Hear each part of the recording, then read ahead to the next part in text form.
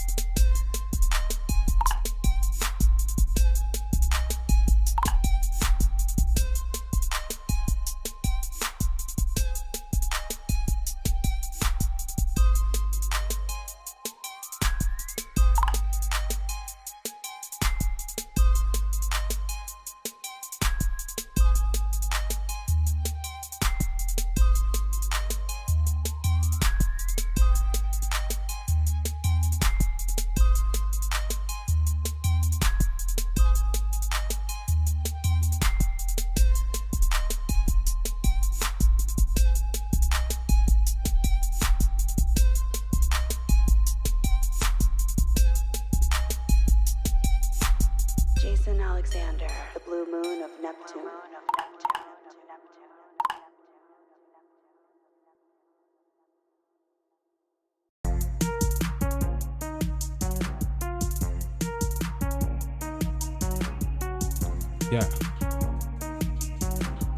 Yeah.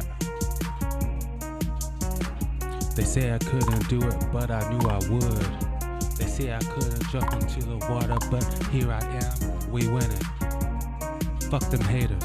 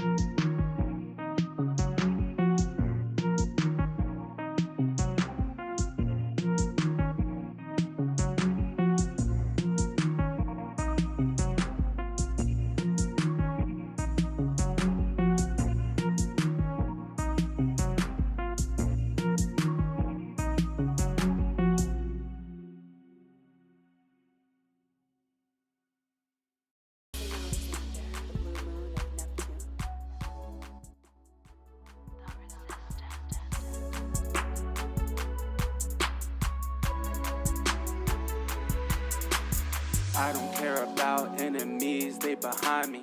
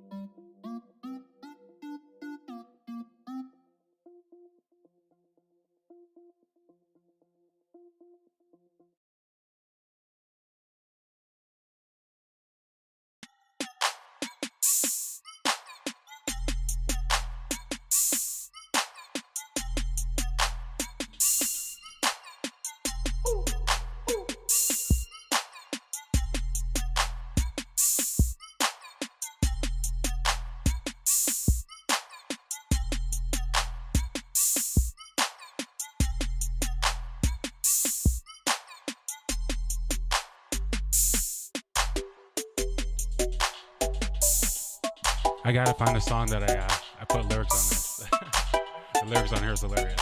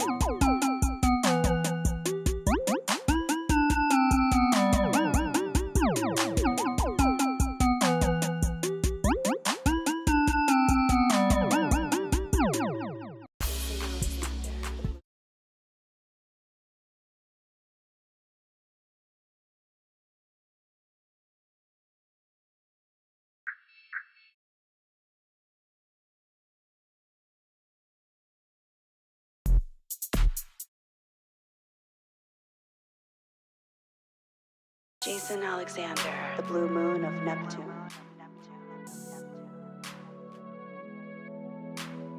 Moon status.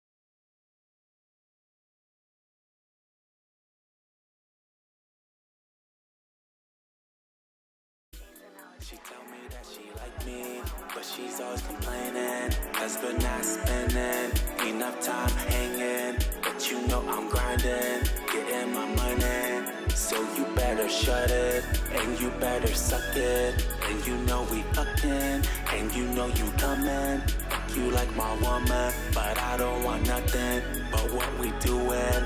You know we just smoking, Netflix and chilling. I can't have love, I had to keep you at bay. It's a lost cause, I can't feel my heart. It's covered in scars.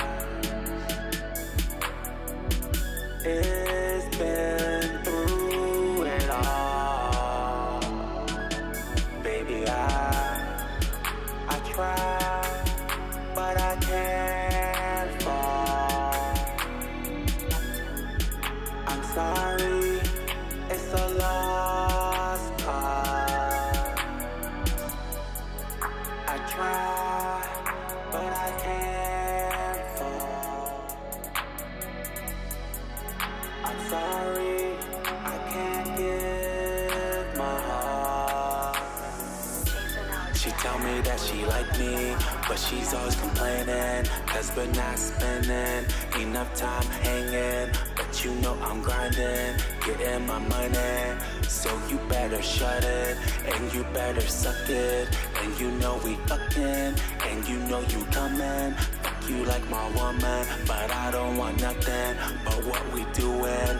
You know we just smoking, Netflix and chilling.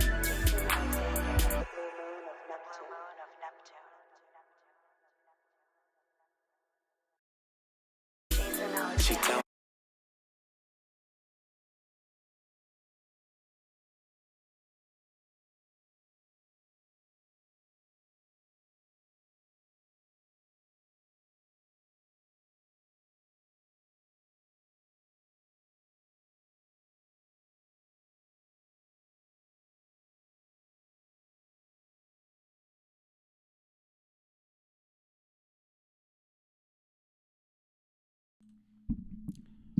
Guys, the music put me in the right frequency, okay? Facts. Music gets me hype, gets me connected, especially my music. So what's up, guys? Jason Alexander, the Blue Moon of Neptune, here to help you navigate through the illusions of life. And you're watching The Market Moon Lord, where we merge the matrix with the stars. And today we're going to be looking at the astrological alignments for Gamestop and AMC. We spoke a lot about yesterday's full moon and how it's going to affect things this week, so we'll be going over that. And then, let's see, at 2 o'clock, we will be doing little mini readings for 1 hour. So drop your birthday, birth time, birth location. Another thing we'll be going to be doing to this live is just getting more organized with our show and how we're going to do our lives, getting set up going forward. So shout out to the chat. Purely Unbounded, what's up? Raymond, what's up?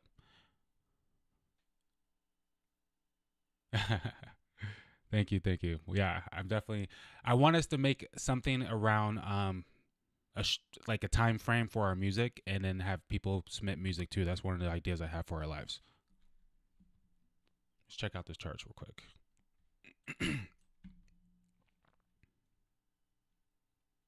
Man, Tesla is, I can't believe how low of a price it is right now. But when we do moon on AMC or GME, like I'm gonna put most of that stuff on Tesla straight up.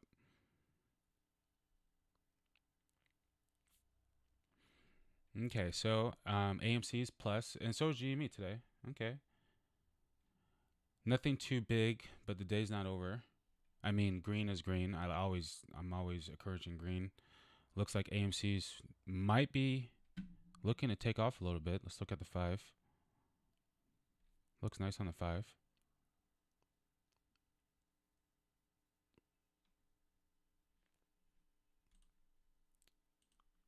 GME's 5. We got a little bit of a cup and handle on AMC. You could kind of say that's a cup and handle on GME. Nothing. Nah, but AMC's got a clean one, pretty clean one. On the 5.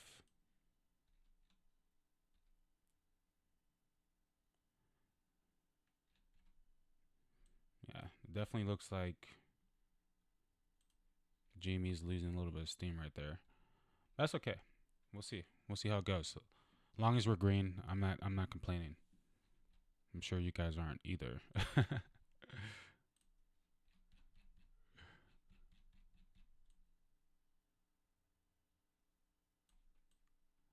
And of course, we're just going to take a look at the stars today, see what's good. That's really where I'm getting called to look at this moment. Haven't really looked at it today. We still got the Venus-Sun conjunction. They're making positive aspects to Saturn, which is good, and Mars. So, we've been getting a lot of Saturn-Mars energy, and one thing I'm noticing with Saturn-Mars energy, when it comes to the stock market, is that tends to restrict things or just straight up cut things. Remember, Mars represents surgery, Saturn represents restriction. So whenever I see Mars and Saturn touching each other, or Mars and Saturn energy, it's kind of hard to tell which way things are going to go, because Mars will create buying pressures too, because Mars is very competitive and it has a lot of drive and it's very motivated, very passionate energy. Saturn's always pretty much restrictive. So whenever I see the Saturn Mars touching, is more of a surgery energy versus a injury to, or an energy to build. Now, past astrology speaking, Mars and Saturn touching each other would be energy to build, but it's a restrictive building, a slow pace building, a building with time, a building with structure, laying each brick perfectly. So one could say with this type of energy, if we're seeing a slow incline, that's good, and we're going to like have a good foundation there, good support there. One could make that argument, because we are climbing slowly. We did have a little bit of restriction. We popped early on in the day, and then we got really restricted, and I think both of them went negative. And GME's been negative, I think, most of the day, but we're getting a slow increase, which would be in alignment with what I'm saying with this Mars-Saturn trine here.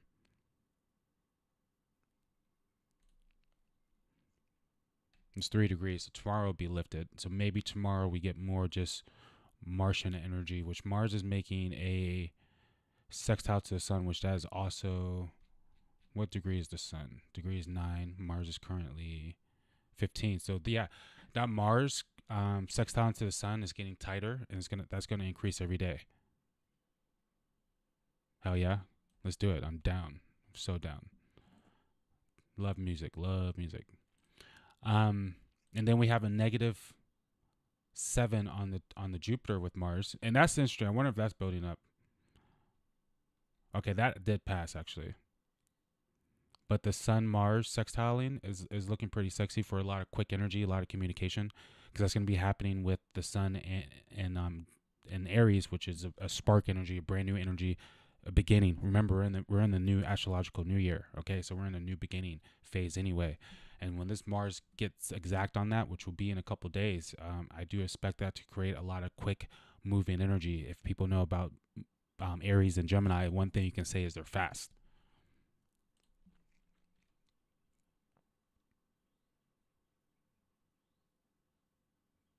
Look what the moon's doing. Moon's by herself over here. Oh my gosh, just trying Jupiter 0 degrees. See, to me, that's very, very nice for the stock market. You know what? Matter of fact, do I have New York Stock Market Exchange in here? I may not have it in here because, let me see. I don't think that I can get it on this profile. But I wonder what's happened on the New York Stock Exchange today. I do want to look at that.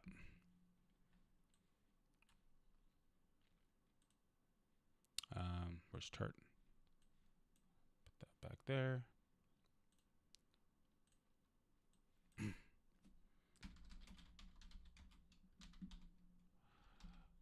Exchange astrology chart.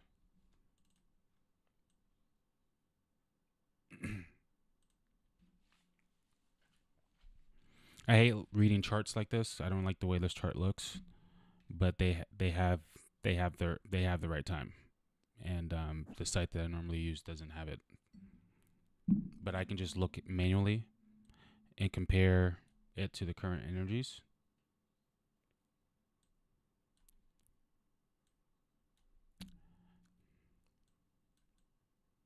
Okay, so New York Stock Exchange actually has a moon in Aries.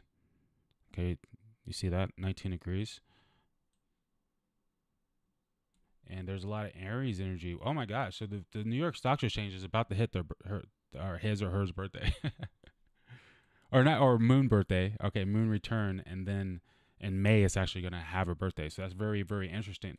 And what's really interesting about that, and I don't know, I'm just thinking intuitively now. I could be 100%, pulling information out of my ass that's inaccurate right now.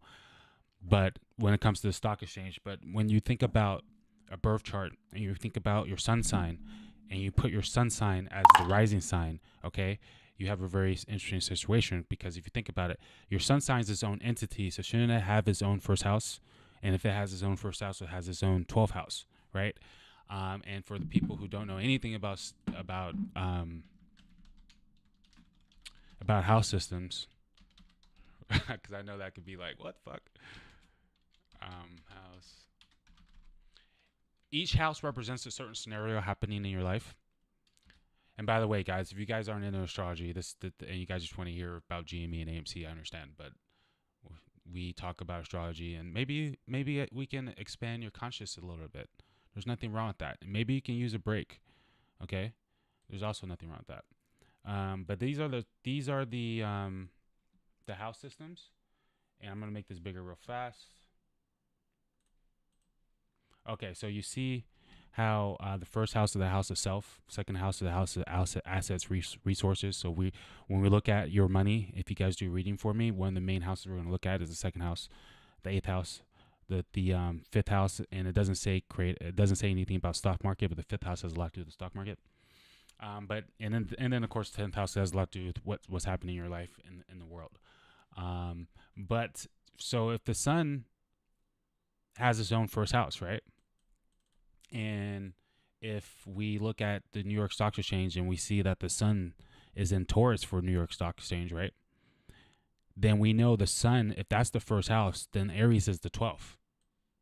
Okay, and what's the 12th house? The house of sorrows, the house of losses, a hidden life. Okay, so when things go into 12th house, things can get lost there.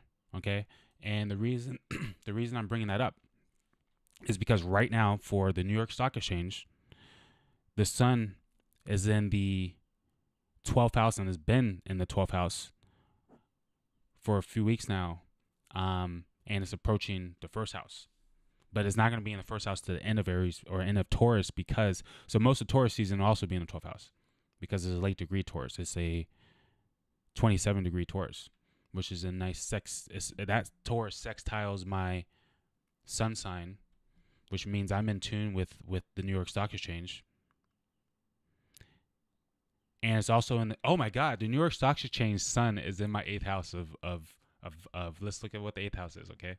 So you guys can learn how to read this stuff. 8th house of death, mental health, and other people's resources. So that's great for investing for me, especially on the New York Stock Exchange. I never looked at that before.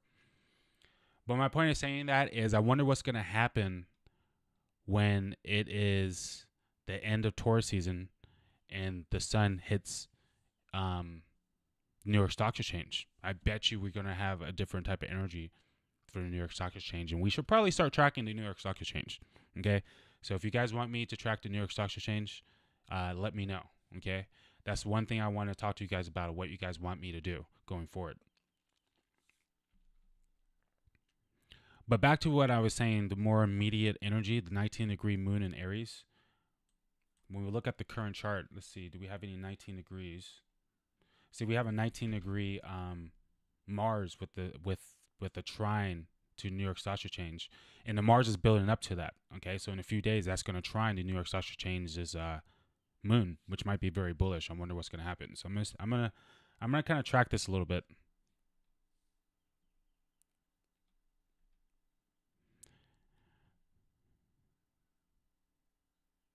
Wow, so they have a Jupiter 22 degrees, and the moon is exactly on that right at this exact moment.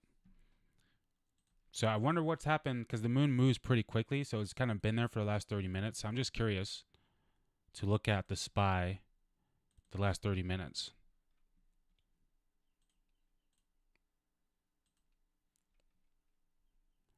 So we're going by minutes here. Let's just go 30. Let's hit the 30, see what we see. Look at that. That last 30 minutes. Wow. It's pretty much had the best 30-minute candle today. And it's still ongoing. That's fucking interesting. Did you guys see how I saw that? Because remember, Jupiter represents inflation. And the moon represents gravity, pulling things in and rules the tides, right? So today's moon is exactly on top of it, the New York Stock Exchange Jupiter. See, we're learning something with that. I like that. Let me look at the other major players real quick. The DAW. Look at the best 30-minute.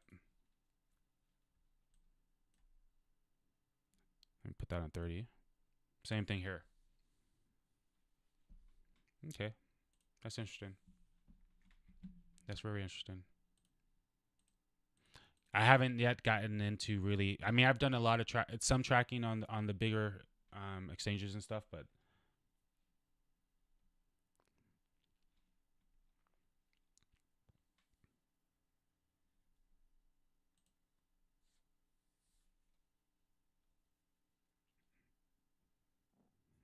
and right after that, it's going to hit Uranus, and that's very volatile. So tonight, after hours could be volatile. Tomorrow looks like it's going to be volatile. I would say with this though, this is that's kind of more bullish than anything. What's up, Joey? Hell yeah.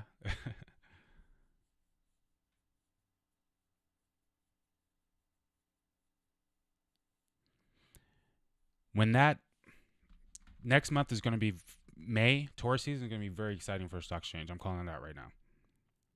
And they really just have a lot of Aries energy and all this stuff, that moon 19 degrees, that's going to hit in 10 days. So we're going to track what happens when the sun hits their moon on the stock exchange. I would imagine that day may not be the best, okay, because the sun is illuminator, it's a lot of energy, a lot of light, and the sun and the moon gets burned out by that because it's like a water energy. So this could burn out the stock exchange a little bit. New York Stock Exchange. This could make I'm kind of seeing red on that day when it gets close to that, and then again when it gets on Saturn. All right, so let's see what days those are. When the sun is 19 degrees.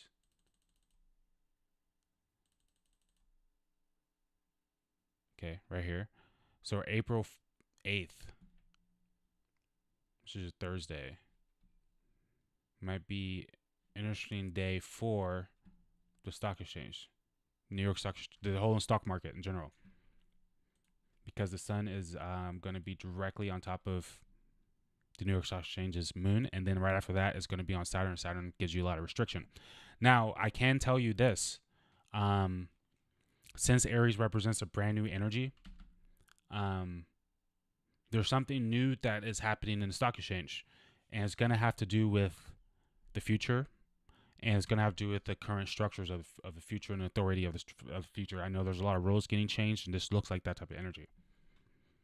So it could be the big institutions or the foundation of it kind of getting burnt out a little bit and sparking a new beginning. It could be something like that.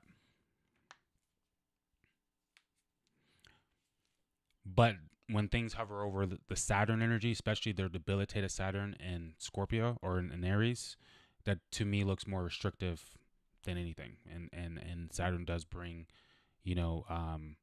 selling pressure. Not always, but a lot of the times, because of rules restriction.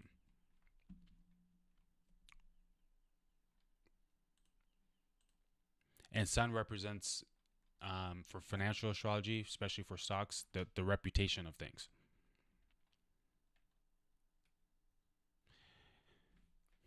And the moon represents the public, more of the masses. So look for rules getting changed.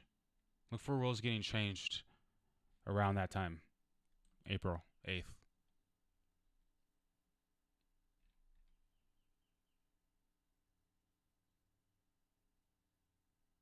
Now, I can also say when things hover over Saturn, it can be like a depressing energy, restrictive energy, but also can be a stabilizing energy. Like today, I was talking about in the beginning of the video, Mars is a lot of energy, and it's making a nice trine to Saturn, which is more restrictive.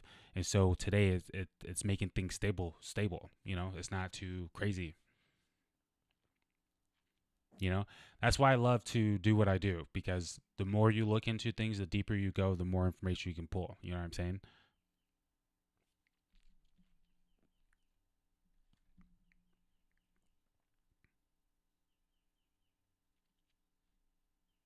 Okay, I'm going to put that away for a little bit. Let's look at AMC's chart today.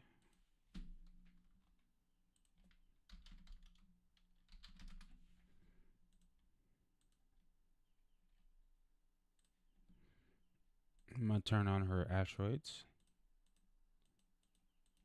Get all the information. A lot of astrologers don't use asteroids, but I use it all.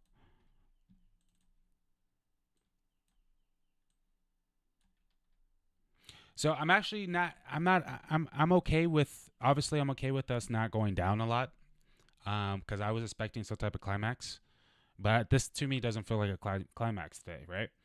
Which I'm okay with that, because I like the ideas of things kind of being steady into the 30th of that purgy, versus things being super volatile today, and then us trying to guess what's going to happen on that purgy, right? Because that purgy's coming up. We'll pull that up later.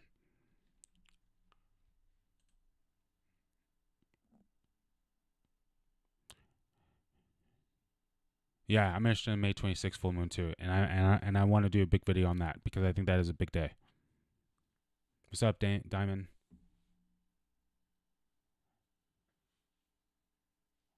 Jacob. Daily short reporting. What's up? Let's see. Where do we go for that? Fintel?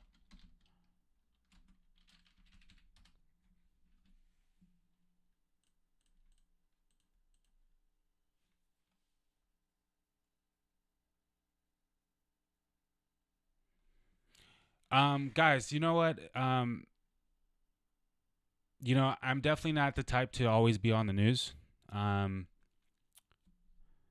because I have so much like faith and stuff, and I'm just like, to me, I just feel like this is the right move. You know what I mean? So I don't always keep up with the news the way I should. So I'm gonna depend on you guys sometimes to give me some news. I do know that the hedge funds are looking at getting called, covered called, margin called, whatever the hell, liquidated. Oh yeah, yeah, okay, yeah. They have to report their short interest daily. Yeah, yeah. Let's um let's just. I like to look on Twitter and see what people are saying about it. Let's see, Twitter.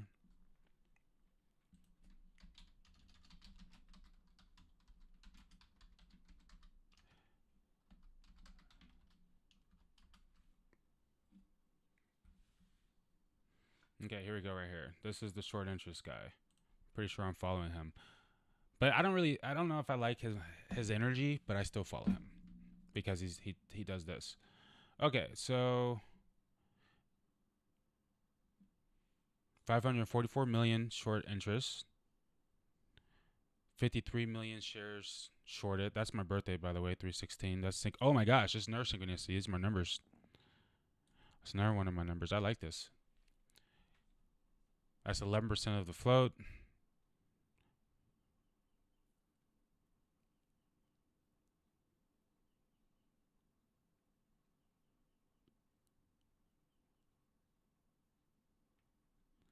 So they covered 5 million so far today.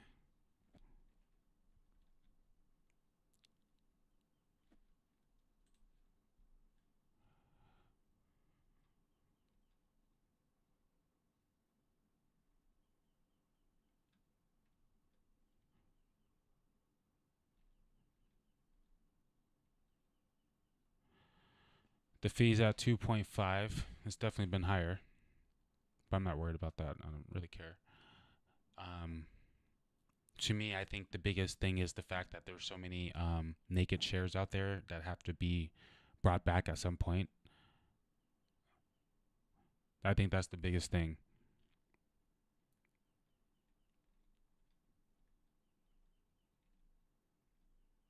Everybody wants the squeeze score. Oops, where'd he go?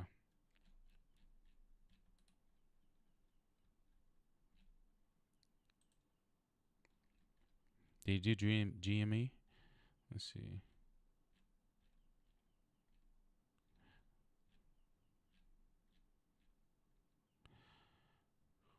Man, GME short interest over a bill.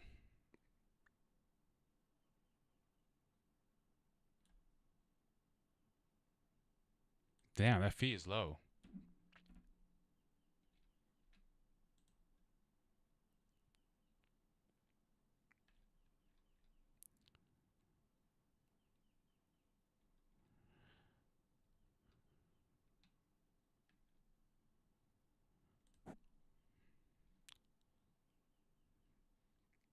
How does institution own more than 105%? That's goofy.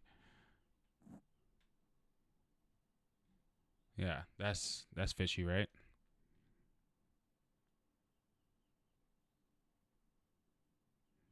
Looks like these numbers are decreasing, he says.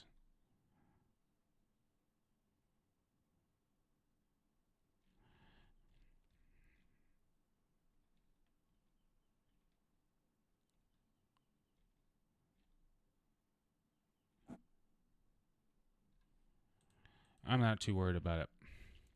Either way, I don't care what the numbers say. I'm in it. I'm feeling it.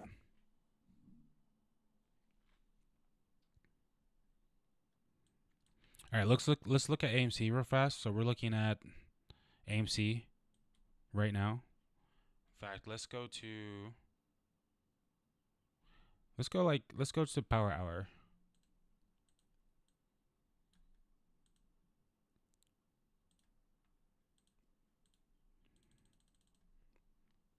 How's everybody's weekend?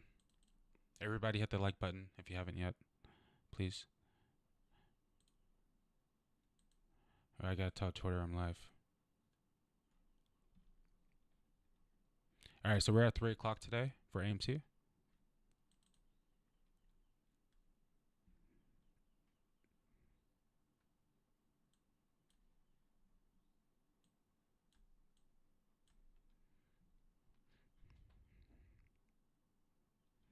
Yeah, so we do have that sun right on top of that Uranus, which is awesome energy.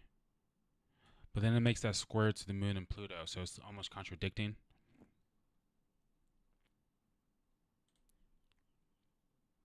But I would definitely say, like, even with this, like, I could see news on something like this or something changing, honestly.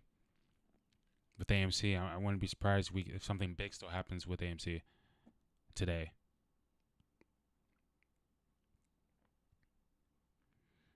Especially with Venus involved. I mean, this is very, very strong energy.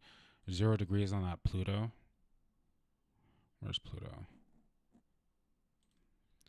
Yeah, Pluto's getting hit by Uranus as well, and the sun. So to me, this looks like it's some type of transformation in the structure of the company.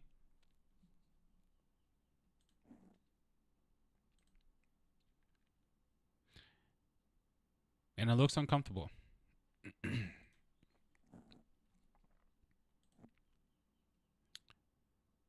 And I think this is going to be the main event, honestly, when Pluto conjuncts Venus 0 degrees. That's going to be so powerful. Especially at that 28 degree like that, the end of those degrees. Yeah, Mercury square Mercury. That's not necessarily the best news in the world. I forget exactly what I said about that, but you know, there's a lot of give and take energy with this. And then we got the trine to Saturn, which is stabilizing, right? But the Mercury on Mercury is like, you know, some type of communication that's not ideal. But I can definitely say that, you know, the fact that Mercury is in Pisces, it looks like that deceiving communication. So I'm not really trying to believe what I'm reading about the stock at this point, honestly, because Mercury is debilitated in Pisces right now. So everyone in the world is kind of, the way they're processing things, the way they're thinking about things and planning and going about things can be very deceiving behind the scenes, like energy, manipulating like energy. Psychological games with Pisces energy, Mercury and Pisces. By the way, I have Mercury and Pisces on my chart. I know Mercury Pisces. Okay, Mercury is how you communicate. It's how you process things. It's basically your intelligence. And when it gets into Pisces, your intelligence becomes very outside the box. It becomes very unorthodox. It becomes very creative. Okay, very manipulating, very psychological. So you know, the hedge funds and everyone in the world, you know, if they were trying to get away with something right now, it would be very, very slick, clever methods going on. Okay, especially with the conjunct Neptune. Okay, Neptune represents Pisces, is all about that creativity, the illusion. Now, the cool thing about this though is this is kind of, to me, more in AMC's favor, because AMC Pisces rules Hollywood. It doesn't represent the celebrity, but it represents the manifestation of something coming out of the creative spiritual world and making it a reality, even though it's fake. That is Neptune. That is Pisces. So that is why I'm saying, like, we could be getting fake numbers all day on AMC when it comes to the stock. Just based on this kind of thing, especially since it's square Mercury. Okay, so this is like direct deception on AMC stock. I remember we're going out over AMC stock, not necessarily the company. Okay, but what's going on with the stock? What it's doing on the stock exchange? Are you guys feeling this? Are you guys with me on this? This is making sense?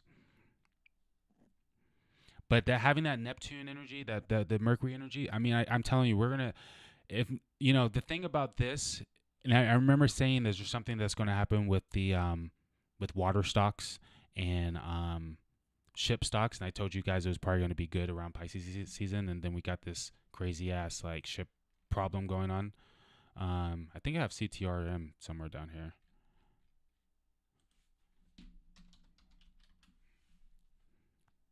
What is it? Is exactly 0 right now? Okay. Is it moving? What kind of day has it had? What kind of month has it had? Pretty boring month.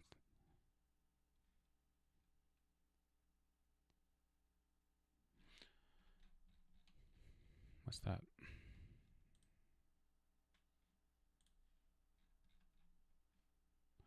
Okay, so is GME going to finish green today? Is it going to finish green?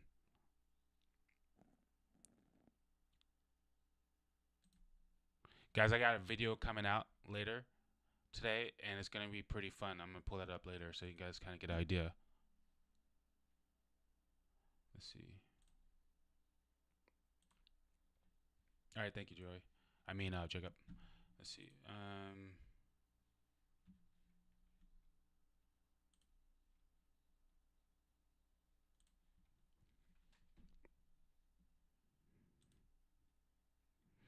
Moon is making a nice sextile to Mercury today on AMC right now. So that's kind of a saving grace, actually. At least for right this moment. 23. It's kind of passing, though. So I'm almost skeptical of something popping off on after hours. I'm skeptical. Which one is it? I want to say it's that one. But let me see what's going on with Mercury, because Mercury is lit right now. Look, square to Neptune, that is this deception. Mercury square Mercury, that is miscommunication. Something's not moving correctly. Numbers aren't lining up. The I's weren't dotted. The T's weren't crossed. That's what that is. Mercury square Mercury, because Mercury rules intelligence, and when it gets a square to, when intelligence is getting square to intelligence, you could be miscommunicating, saying things you shouldn't be saying, or making bad decisions, or not paying attention to details. But since it's happening with Pisces energy, to me it becomes deceptive energy, deceptive communication.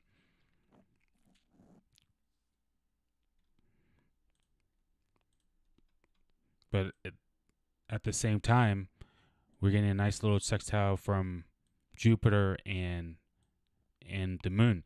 So, you know, the square is a more stronger energy than a sextile, but these sextiles would suggest that everything's going to be okay. Like, for example, Mercury square Mercury, you say something you didn't mean to say, but Mercury sextiling Jupiter, it gets smoothed out.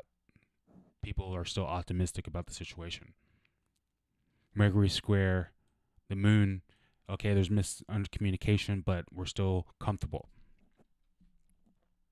So even though we're getting these squares with this Mercury energy, we're actually getting positive, like pulling in energy. Like Jupiter is expanding, it expands the balloon, you could say, and the moon is like the tide rising, right? So I'm not worried about that, but there is deception going on with the stock, guys. I mean, obviously we know that, but for real, I mean, there's a lot of it going on. Like if I saw Mercury conjunct Neptune like that, squared in my chart, I would be very careful what I was doing behind the scenes, and what people were doing behind the scenes with me. Okay, yeah, the ship was freed. Okay, the ship was freed. Swag. What's up, Raymond? Okay, that's funny. You said the ship because there's been a lot of communication around the ship, right? And Mercury is in the sign that rules the oceans. So is Neptune, obviously. And they're together right now, so climax energy. Interesting. Good synchronicity right there. Yeah, I like that Jupiter sextile Jupiter. So I am kind of looking for some action on AMC later on on the day, potentially after hours. I wonder what the pre-op market was looking like.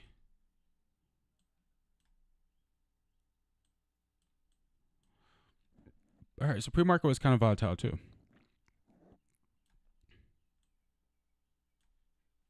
Full moon, high tide, save the ship. Oh, did it? It probably did. Oh, that is so funny. No way.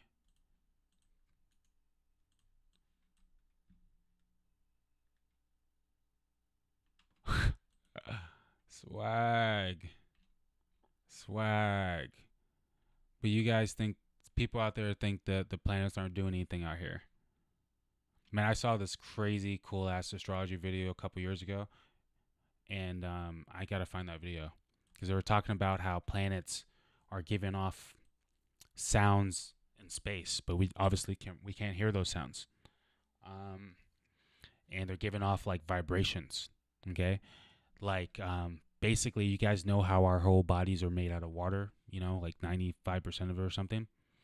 When you play certain frequencies, like for instance, churches only play frequencies in like 430, 35, while the radio plays a frequency that is in like 528 frequency, which is unharmonious to the body.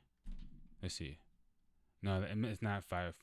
It must not be frequency. Yeah, you guys want to hear some crazy shit I'm about to tell you.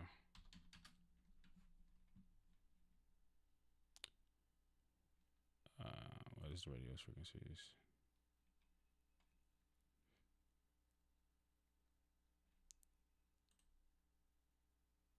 Yeah, tuning forks can definitely help people. 100% agree. Frequency the radio plays in.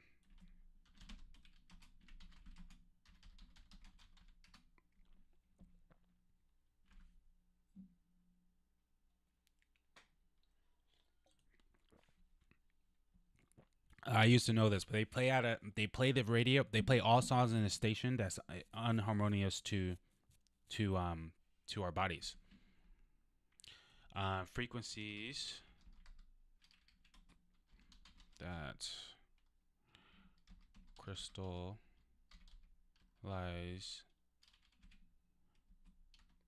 water.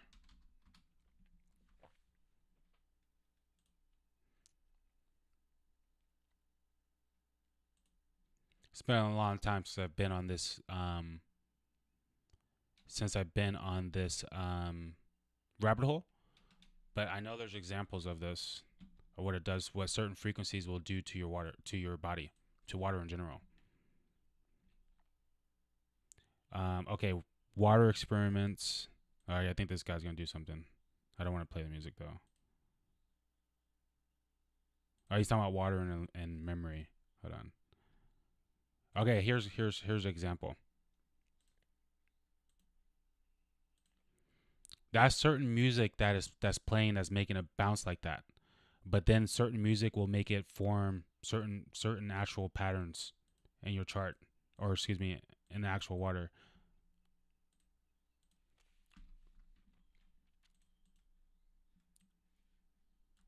But I can't find any videos that I'm looking for.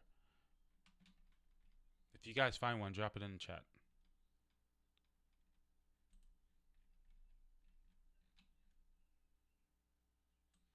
Okay, but see, here's an example. Water sound at 432, that's the church frequencies, and then water sound image at 440.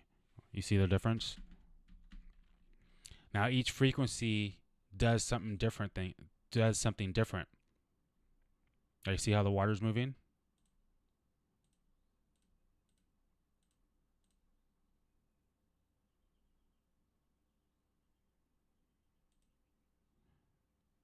You see that? That's music to the water, guys. Okay. Our bodies are made out of like 90-something% water. That's all you need to think about. That's why you guys should literally go to YouTube and listen to some of these frequency sounds. You see that? Now, just like it can make us make harmonious vibrations with the water, it can also make destructive vibrations with the water. And all music on the radio is on the destructive frequency. Like you could take any song and put it on any frequency, play it out at any frequency. Now, one could argue the frequencies that make our bodies more harmonious or are less exciting frequencies. Okay. And these frequencies they play music on the radio on is more exciting, but what it does to the water is just makes it chaotic, makes us chaotic, makes our frequencies chaotic. That's why sometimes music can make us go cray cray. Okay? So there's some deep knowledge for you. But my point I was getting at is the planets are actually in the sky throwing out sound. The Earth is making a sound. We just can't hear it. Okay? Because we're in the field or whatever. But if you and you can't hear shit in space, obviously, right?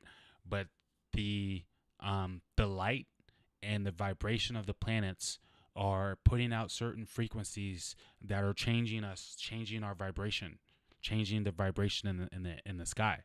That's why you can say Venus carries the frequency vibration of love. So the Venus planet is shooting out a certain vibration that we get tapped into. So what planets are you guys tapping into? Okay. What planets are you guys tapping into? I'm tapping into my Mercury Pisces. I love to do astrology stuff. Thank you. Thank you, Raymond. Rap music is also a destructive tune. It really is. But if you could put any song and change it to the frequency that I'm talking about. Okay, so right now we're strictly talking sound. You can take any tune and put it on a certain frequency. You can put a tune of C and put it on a certain frequency. Now, when we talk about just like the music past the frequencies, yes, rap music is even the voices, like some people embodying rap music can be very destructive, definitely. Like, honestly, for example, I like the rapper King Von's music, right? But when I turn on his music, I can hear like that frequency, that energy of this like destruction. And like I can listen to a song or two, but certain songs I just can't listen to. You know what I'm saying? Because like it carries that energy. Facts. Everything carries energy. Okay, what time is it? We're supposed to be doing readings at 2. All right, so readings in 5 minutes. I think we have one person so far. And then we'll do some transit readings for whoever's in the chat.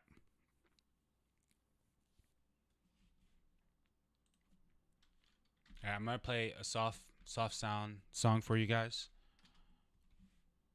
Cuz I feel like we need to relax our energy for a moment. Anyone new in here? Like the chat or like the video. And I got to use the bathroom real quick. But this is one of my songs that I made when I was deep in my Pisces feelings. And I'm always deep in my Pisces feelings. Where did you go? Where did you go? I've been looking. Where did you go? I've been looking for you. Never felt so alone. I don't know how to choose what to do. I'm used to you. I don't want anyone new. I'm used to you. I don't want anyone new. I don't know how we got here.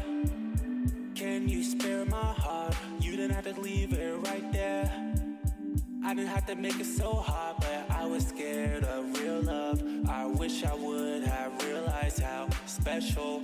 I hate to be regretful, but the feeling was next level. Ever since you left, I've been in trouble. My heart is crippled, my soul turned cold. Where did you go? I need to know. Why did you walk out that door? Need us like before. Can't take no more. Where did you go? I've been looking for you. Never felt so alone. I don't know how to choose what to do.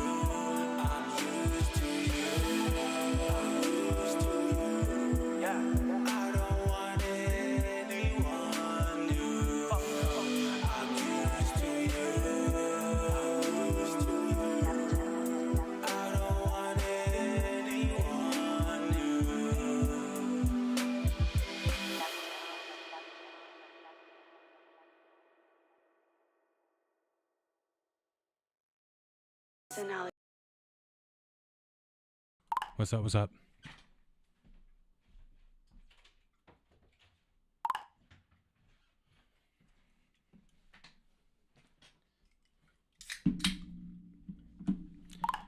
How was everybody's weekend?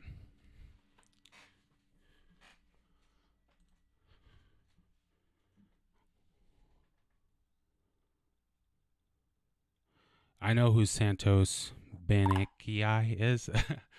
I don't know how to say his name, but I definitely know who he is. He's a G. I listened to a recording of him one time, and I knew then I would never be like a what's the term, like a historic. I knew then I wasn't as I knew then that astrology is never ending, and that I had to make a decision if I wanted to basically lock myself up for the rest of my life and learn every little thing I could about astrology. Because after listening to that guy, I was like, holy. You feel me?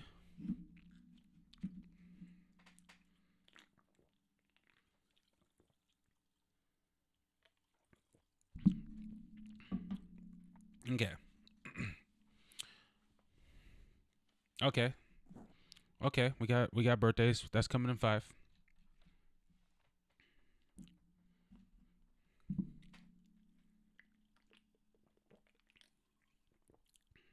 Oh yeah, I'm sure he did. He helped me with I think after I listened to him, that's when I really decided to be a vegetarian. I'm no longer a vegetarian, but I was a vegetarian for like 4 years.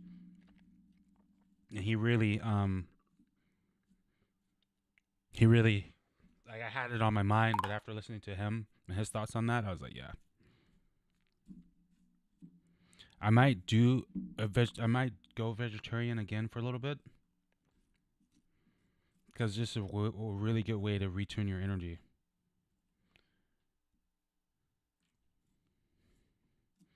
If you guys want me to elaborate more on what I think about why you should be a vegetarian, at least try it for 6 months to a year if you haven't done that in a long time. Because it will change you spiritually.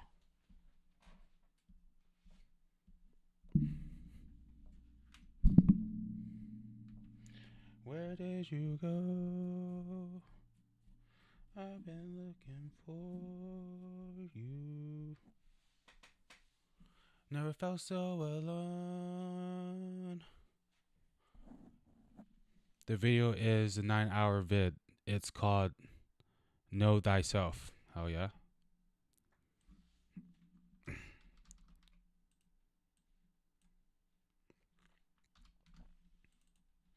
Hey, I know this guy is the truth, everyone. So I do second this. Like, you guys want to change your perspective, expand some consciousness? Fuck watching me.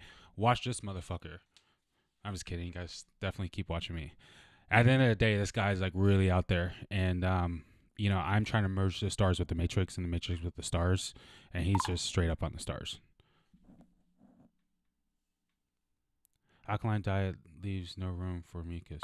Oh, nice. I believe it. Yeah, seriously. I believe you gained that weight back. That meat is hard to get off you. But there's benefits to eat the meat, but yeah, the vegetarian game is interesting. But yeah, watch him. He's the one. He is way past most astrologers on the internet, if not all. If not, in fact, this guy's been arrested for the things he says.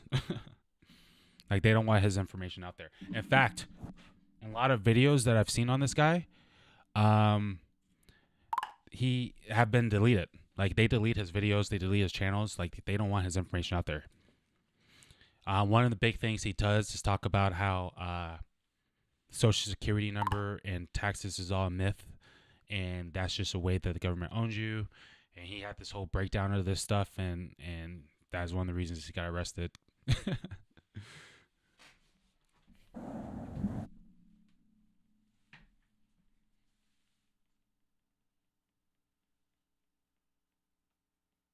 Thank you, Rami. You too.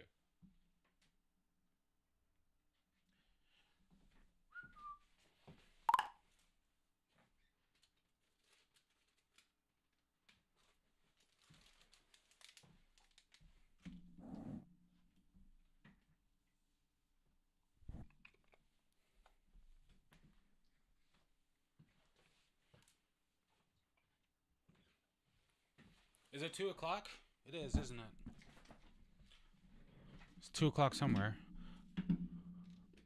Oh, I don't know, Sadhguru. You're on that Vedic wave, which I am too, but I'm more Western these days. But I fuck with Vedic. I mean, I came up on Vedic. Just want to get some of his title.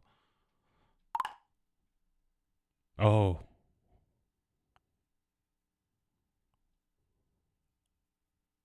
Yeah, I'll check him out. I shall check him out.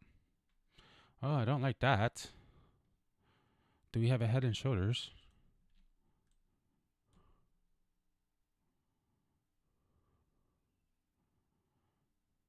Hmm.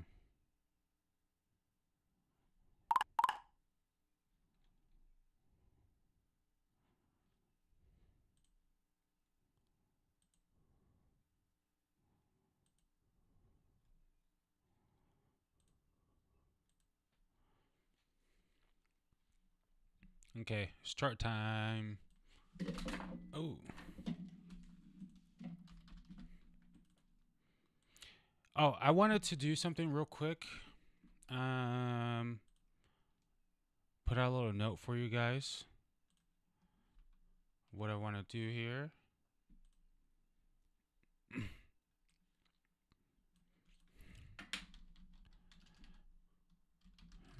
Me topic ideas you want covered.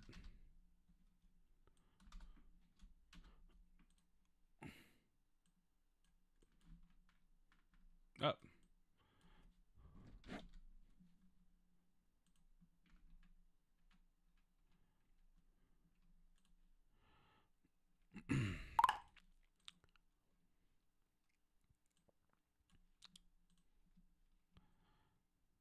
One in the chi.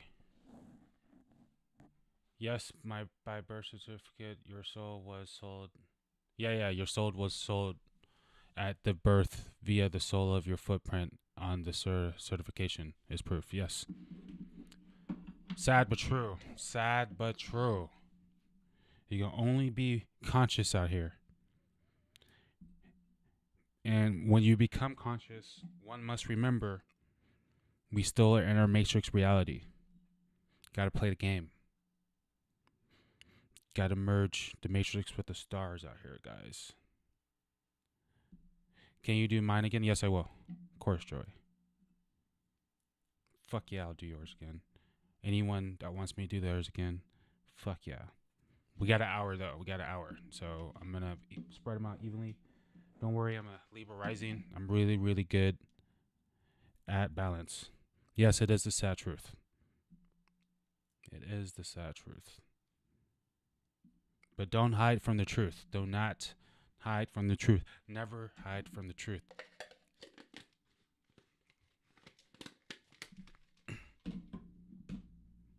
Especially spiritual people. We can hide from the truth very easily because we have very strong spiritual lives, and that makes us have very strong imaginations.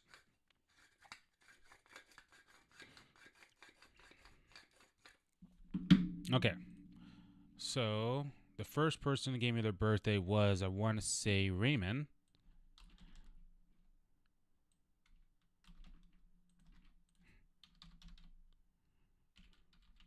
Raymond, are you still in here?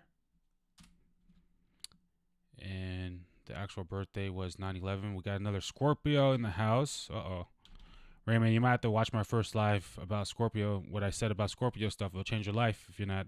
Oh, you're actually really into astrology, so you might know a lot about that, but I still suggest it. Facts. Your birthday is one day after my mom's birthday. Hers is on the 18th. Hey, do you know exactly what time you're born? I forgot to ask that. I also need the time. Chicago.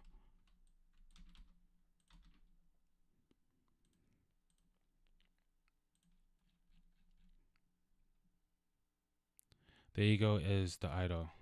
Raymond, give me your birth time if you have it. A lot of people don't know that.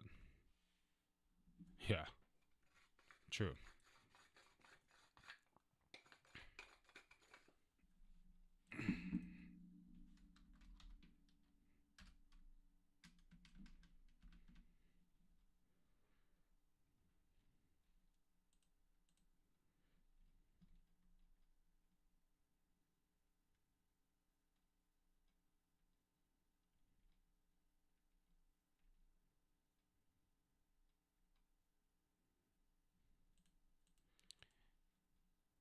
Okay, you don't know the birth time. That's okay.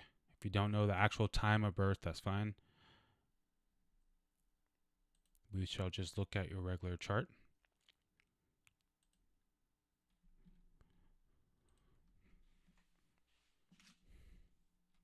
Do not look at this. Oh, you know your time. Okay, we can have more fun that way.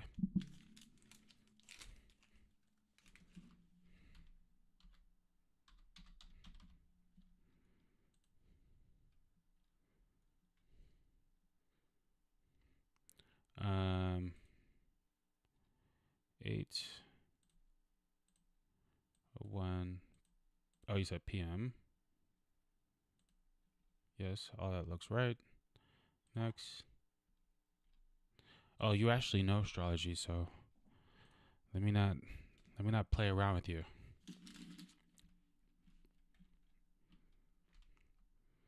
All right, you guys that listen to me know the first thing I'm going to point out is the fact that his moon is sitting all by himself, all by herself, and a sign of Aries. That's intense. Moon in Aries is intense, very strong energy. But the moon is the big player here, and it's also in your 10th house of career. So you're really driven by what's going on in your moon sign, especially how you're dealing with people.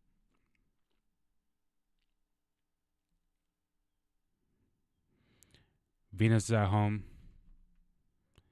Pluto is not at a place it wants to be. Ooh, exalted Saturn. That's always beautiful to see.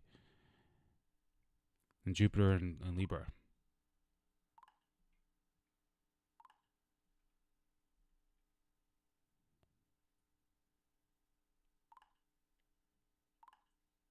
A lot of 4th house energy, 5th house energy.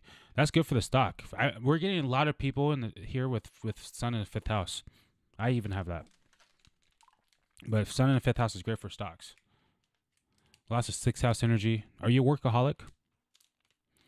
You have workaholic energy, but you also have a lot of wanting to be comfortable energy too, especially with that Venus in the 4th house. You love your companion, your partners, whoever that could be just your family, pet. But all that Libra energy in the 4th house suggests that you really, really being comfortable is really, really important to you.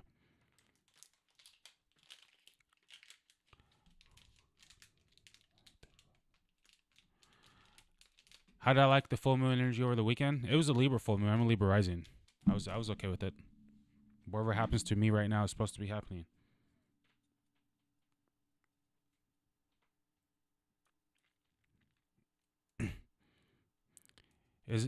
I was gonna start talking about let's talk about that full moon in Libra or no, let me finish this reading. I'm sorry, Raymond. I'm getting sidetracked. Okay. Yes, I'm a mailman. Nice.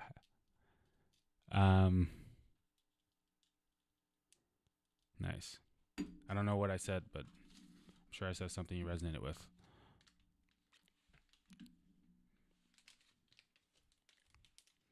AMC is looking straight. I'm looking forward to the purgy.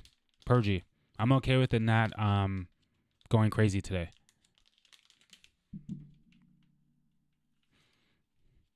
And we saw early in the chart that there was a very stabilizing energy in the air. Oh, you go camping a lot. Okay, that makes sense. Yeah. You definitely like to be You like to have your close circle with you, but you really want to be comfortable.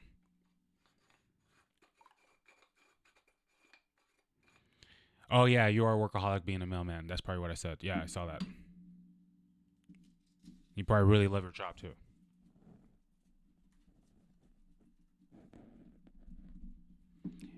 And you probably the type of mailman that waves to everyone and knows a lot of people in the neighborhood and might even have conversations because the moon is like the mother, and it becomes very trustworthy. So everyone in the neighborhoods trust you. Yeah, I say he could be a workaholic because the moon in Aries is very strong, gives you a lot of energy, and all his energy is going towards work. So it doesn't necessarily have to be working at work, but he likes to put his hands on things. He likes to move around. He likes to be doing something. He's a very passionate, driven person. Would you agree? Oh, that's Raymond saying you're the one saying you're a workaholic. Yeah, okay, yeah, exactly. And it comes out in a lot of ways, not just through being at work, but even outside of work, you probably tend to work. Like Moon and Aries person in 10th house is a person who doesn't stop moving, doesn't stop working until they're sick. Like there's no breaks with that energy. They're the Energizer Bunny with that one.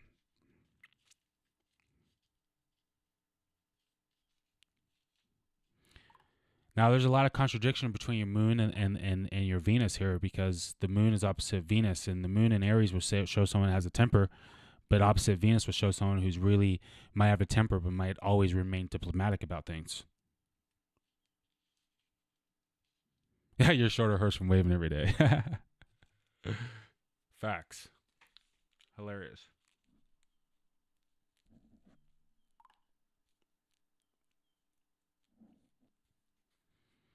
Are you a passionate guy? Do you have a temper? You're always on your feet. Exactly. You might have a temper, but you don't show it. Moon and Aries has a temper. I haven't even looked at your sun sign. You're a Scorpio. Yeah, you got a temper. Mechanic as well. See? Like to work with the hands. Because remember, guys, what I always say about Mars, aka Aries, it represents surgery. The soldier, the athlete. Mars wants to put his hands on something, get down and dirty. But all that Libra energy as well is very diplomatic, very, very like friendly, very chill. It being a 4th house would suggest the same thing, even though you're okay being in a very passionate environment. You also want to be in relaxed environments. There's a huge contradiction. There's opposition. Let's talk about that sun in Scorpio, especially conjunct Uranus, which Uranus is exalted, guys. So he has 2 exalted planets, 2 major exalted planets, 2 of the outer planets.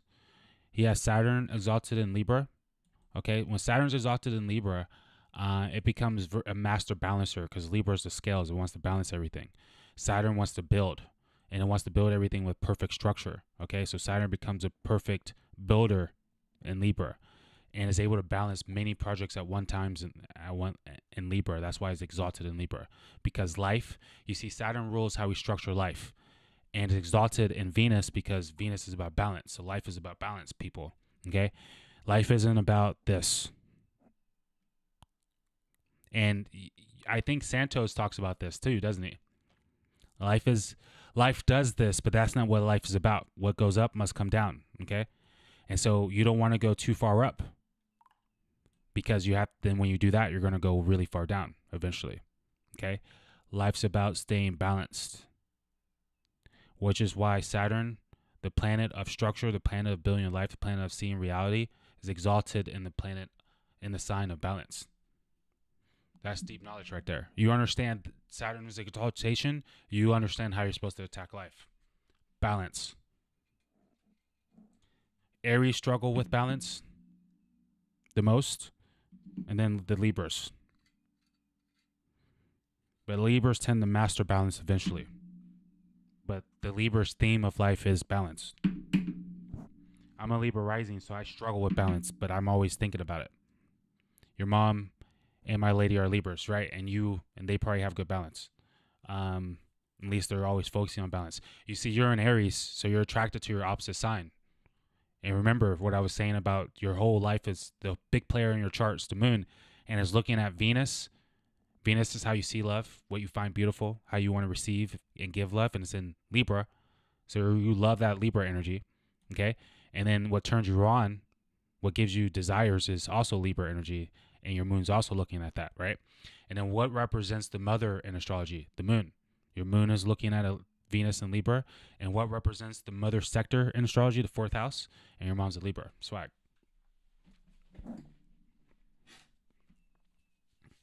You engaged in whatever drives you. Yes, that's a very, very, very good observation or comment, Jacob. You are definitely a driven. You know, a lot of people think it's the water signs that are super emotional, which they are, but the fire signs are too. Like the fire signs, what they feel, what they see, they want. They get very driven for that stuff. Moon in Aries is very, very emotionally driven. Now, it's funny because you have the moon in the 10th, you have all this Libra energy, but then you turn around, you have all the Scorpio energy, which contradicts a lot of this stuff, right? Scorpio is very hidden behind the scenes. It likes to do things in privacy, which is why you like camping. You probably love to research. It's a very research placement. You see the 5th house is education. Scorpio is getting things out of nowhere, research, discovering the unknown, occultism. So you put the sun here in the house of education. This is someone who loves to research.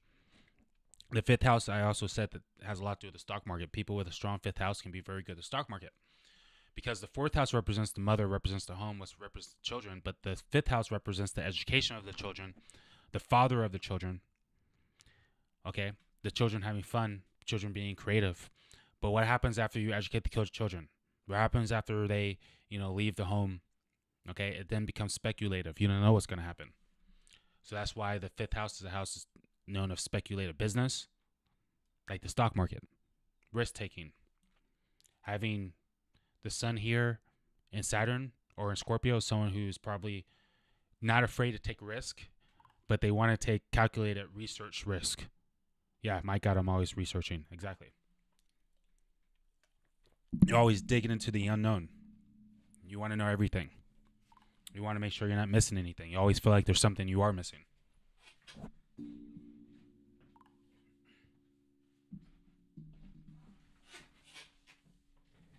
Okay. So these are the things that called out to me when I first saw your chart. The one thing I'll leave you with is it's really important for you to have good habits because you got Mars and Neptune in the habit house, and these are very two passionate, driven signs. And you want to make sure you have good habits here. Okay. I also suggest working out because you as a person, even if you may not even know this, you like to work out. You like to exhaust yourself somewhere. I believe it. I'm not surprised you're into things that do with cell phones and communication and entertainment like stuff. All this Libra energy, all this 5th house energy. All right. So let's jump over to the next person. And Raymond. Oh, thank you. I was going to ask you what you thought about that. Thank you very much. I really appreciate that. Yeah, and catch me on another live and we can go deeper one day. And you can always go to my site and order an actual reading. Okay, so who was the other person? Shirt Off, KB. I think I've seen you in here before. Mood Maker. I like that name. Sounds like a Piscean name. Are you in here still?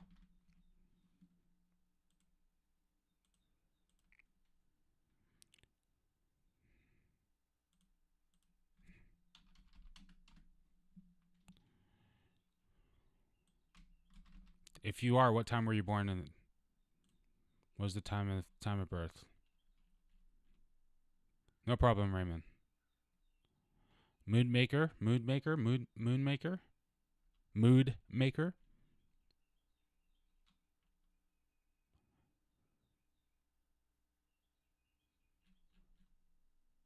All right, Raymond, be cool.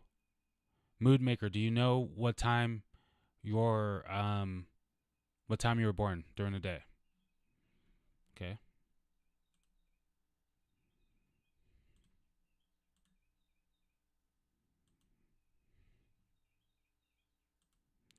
Um, 5 a.m. 6/6, 1990. Yep, looks good.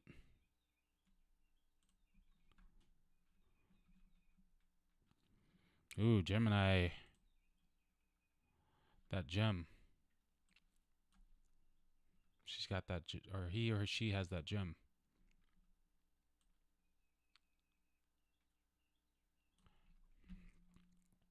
That Gemini. I love Geminis. You guys are a trip. I always have a good time with Geminis because Geminis, you see, Geminis love communication and they don't really care what they're talking about as long as it's stimulating, mentally stimulating. So even if a Gemini is not into astrology, they find a conversation with me very stimulating. So it's still like a good conversation. And they can talk about anything. That's what I like about Geminis. They can talk. They can bounce around any conversation, and they prefer. And in fact, they might even prefer a conversation that has a lot of conversations inside that conversation, because they get bored very easily. Am I right, mood maker? Ooh, look at this. Nice, interesting even of planets and energy.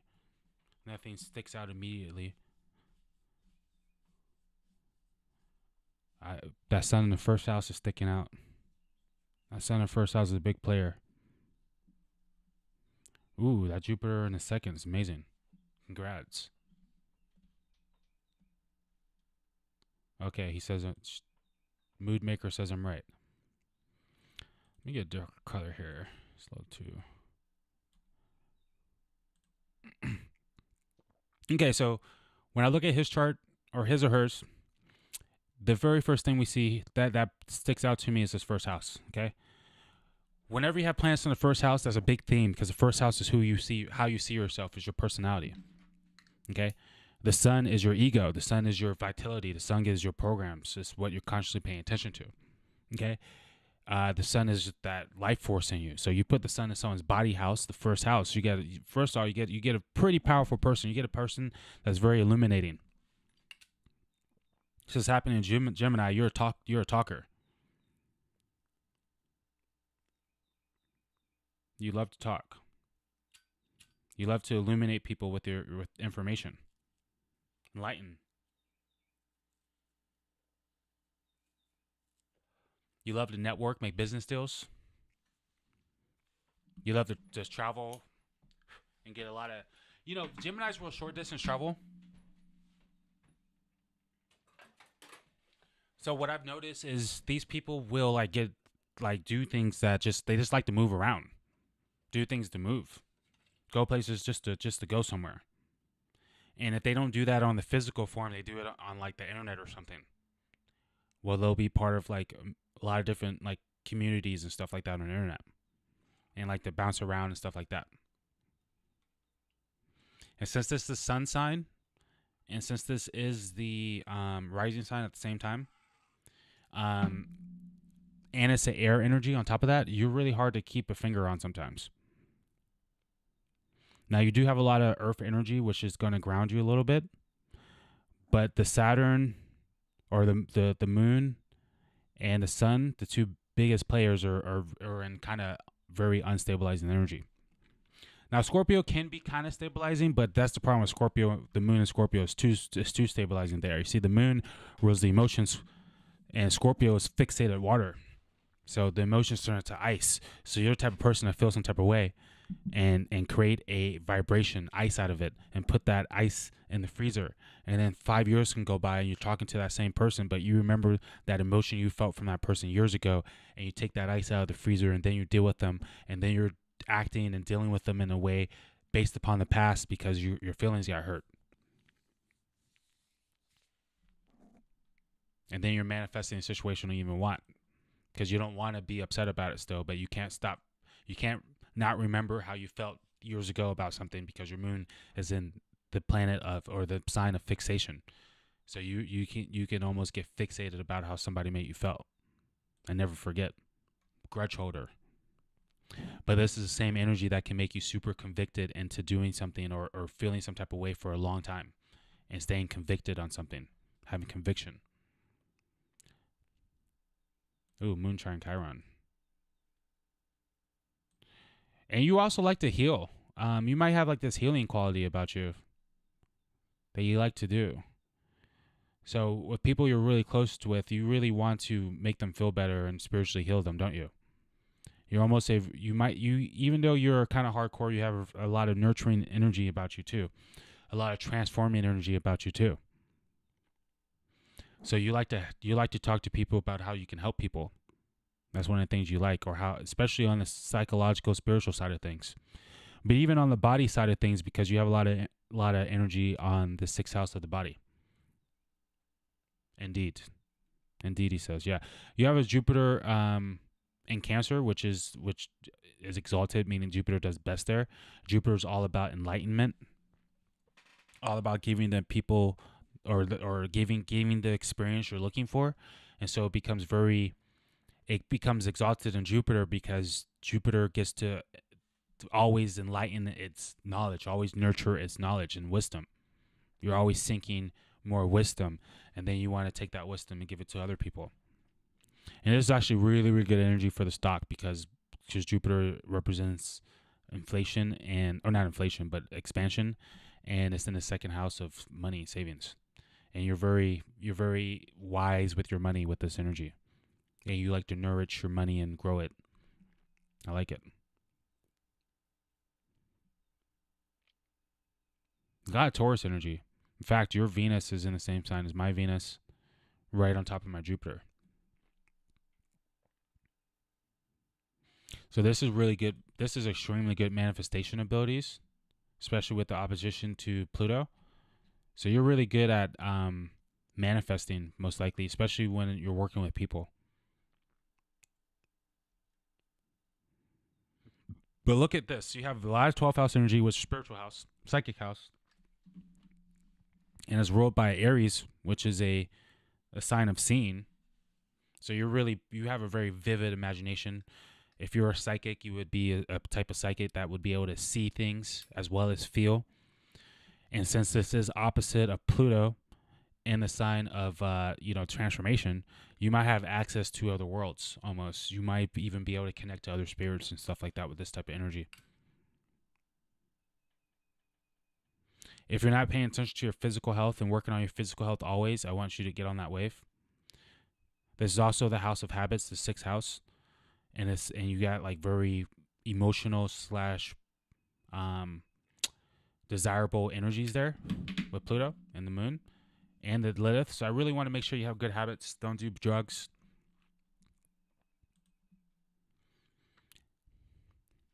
Develop good habits, good routines. You might be addicted to like working out. That could be your drug. Just don't overdo it.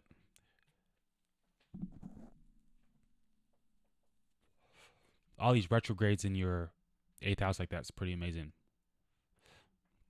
You've been through a lot of transformations in your life, especially psychologically.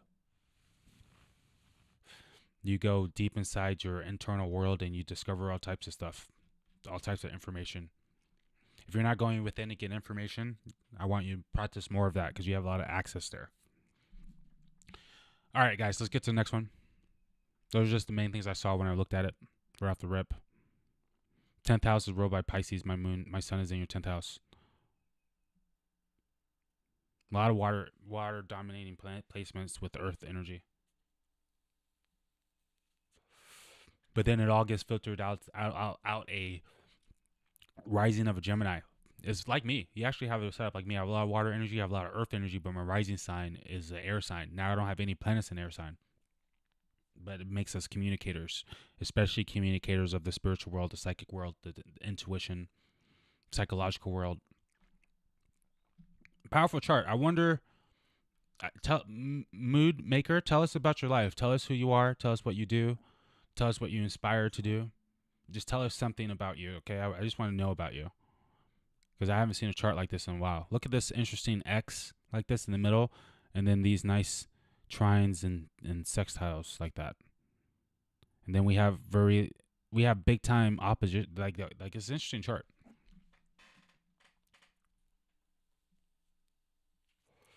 I haven't seen a chart look like this. I don't think I've ever seen a chart look quite like this. I've seen a lot of charts. Not someone that I've actually sat there and tried to read it. I feel like I would have to take more time to really break that chart down. Okay, who's next? Who's next? Who's next? Who's next? I want to say Joey's next. Joe, are you still in here?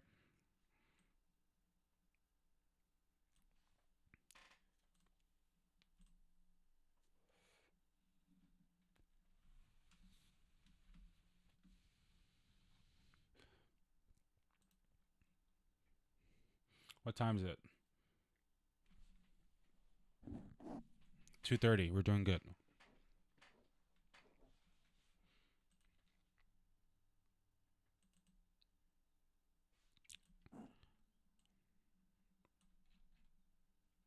I'm in healthcare, so I deal a lot with death. Okay, I'm not surprised. All that 8th house energy, I didn't really tap onto that, but that Jupiter, you got that Jupiter in Cancer, which is great for nourishing people, especially into the next life. And then it's opposite of all that energy you had in the 8th house. Oh, I was talking about there might be spirits around you. Yeah, there probably are, because you're around death a lot. Yeah. But you're supposed to be helping people with that kind of thing. That's definitely kind of what you're meant to do with all that 8th house energy. And it's not like you're not comfortable with it. You want to help. That's like your thing. You love to help. You're over nurturer. So it's good that you're in a field that's like that. Especially with that Pisces midheaven, like you're definitely here to help people spiritually heal. Pisces is the last a sign of the zodiac, so it's no longer the physical, and it's about going into the spiritual world, transitioning to the next world. So I feel you on that. And I wouldn't be surprised if you help people forgive themselves and you're like counseling people during your job, because spiritually healing people and making sure people are in a peaceful spiritual state is very important to you. Facts. The mood maker. Mood maker. Exactly. What a appropriate name. Are you super into astrology? Who are we waiting for, Joey? Joey, are you still in here? If not, let me know when you are, because I would do yours live.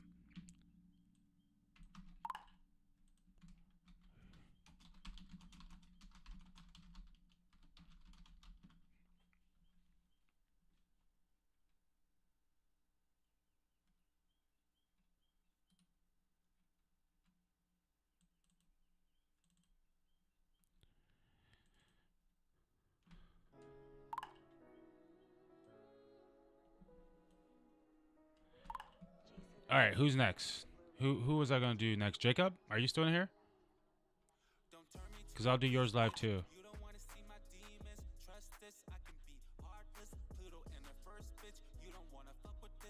Yeah.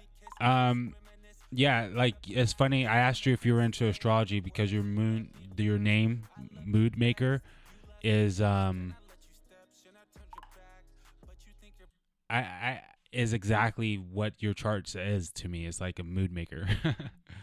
So I was thinking, like, because when I came up with the Blue Moon and Neptune, a lot of it had to do with my chart, like how I read my chart. It made sense to me and made sense to my energy. But it's like you just named yourself like that intuitively without even having an understanding of astrology.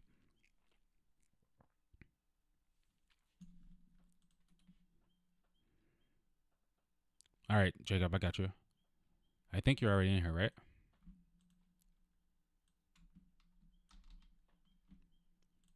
Let's see. No, you're not. All right. Damn, I didn't read you yet. Am I tripping? Damon, you're Jacob, right? Or Diamond Co-Jones, you're Jacob, right? Just want to be sure. I'm almost positive you are. Because I feel like I'm surprised I haven't done your chart. Aquarius? Is that Aquarius? Let's see. Yeah, mood maker. You're a healer, and you're probably very intuitive.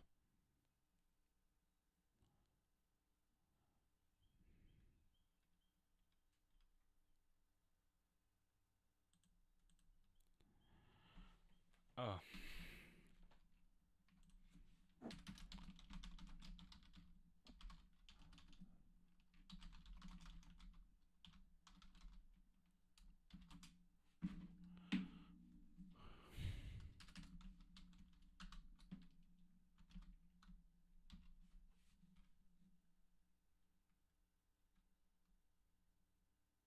Oh, okay. You didn't give me birth time and place. I got you. Oh yeah, yeah. I was probably just asked for your sun sign. One. I like those numbers. 116. They talk to me.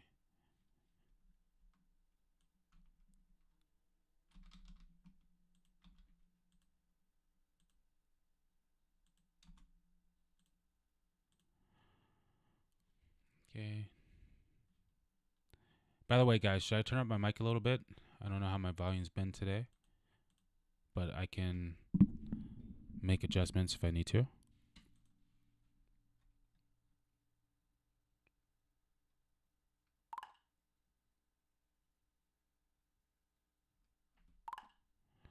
Oh shit! Yeah, a Capricorn represents that restriction. It takes a long time.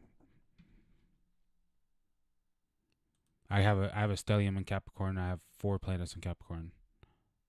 Ooh, Scorpio rising. I don't know if you heard me in any of my other readings, but I know on one of my lives I said that Scorpio rising is the second most powerful and hardest position in astrology. Most powerful, so also one of the best, but also one of the hardest. Oh, Sinistry is my favorite, purely unbounded. Sinistry is my fucking. I'm a Libra rising. Okay, I love relationships. I have Venus in 7th house. I love relationships. Conjunct Jupiter. I teach about relationships. I have wisdom on relationships. Oh, by the way, all that's in the 7th house of relationships. Yes, I do Sinistry. That's what I'm most passionate about when it comes to. I'm most passionate about cosmic DNA, to be honest with you, because I feel like that's the most important. Because once you know your cosmic DNA, you don't, you can, how to work anything. It's just a matter if you choose to. You know how to mix your energy with anything because you understand your energy. You've had validation on your energy, acceptance on your energy, and so you can align that energy. The 3 A's: awareness, acceptance, alignment. Oops, I got that wrong. Tropical always listened. Yeah, Aquarius, but Cyril says I'm Capricorn. Oh, okay, I see. No, this one says you're. No, even my tropical says you are an Aquarius, 29 degrees. So the most powerful degree in Aquarius is the last degree. I've spoke about those last degrees. But look, I'm not gonna do any shifts. We're gonna do tropical. We're gonna do the Polaris system. They all work. Just to me this gives me the best results. We're gonna display the aspects between the nodes. Ooh, what do I notice? You guys know what I notice. And guys, this doesn't mean anything special. I mean, guys, don't be like, oh, mine's not like that. It's no. It just resonates with me because I have this situation. And it's a gift and a curse. Everything has a duality to everything. Trust me when I say it's a gift and a curse. But I get excited because I resonate, and it does mean something to me. But he has all his planets, meaning the colored planets, on one side of the chart. Okay. Jacob, do you know what that means? When you have all your planets on one side of the chart, do you know what type of person this indicates, astrologically speaking, spiritually speaking? Does anyone have a guess? I may have said this about somebody's chart before. I feel like I may have seen it on a live before. Yeah, If you guys want to do synergy one day, or if you want to do it now, we still have 20 minutes, so I got you.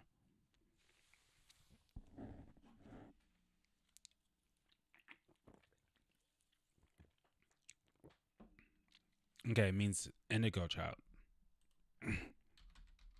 Star child. Rick. Oh, okay. What's up, Richard? Yes, it could be a star child too. Based on the date, indigo child. Because I want to say you're closer to my time frame. What year are you? 84. So I think you are more of an indigo, but starseed is also the same thing, kind of. But according to whatever the fuck, Pasivo Science's New Age concept, children who are believed to possess special, unusual, and sometimes supernatural traits or abilities. The idea is based on concepts developed by 1970s Nancy and blah, blah, blah. Yeah, it means that. Let's see what this says about Star Child. Star Child is seemingly having fallen from the stars and not an ordinary human descent. Yeah, that's basically the indigo too. It's like someone who came from a different place, different reality, or dimension, star, planet. Like I came from not Neptune, but the blue moon of Neptune. You see, a lot of people think I come from Neptune, but no, it's the blue moon of Neptune, also known as Trident. That's the moon. But that's another story.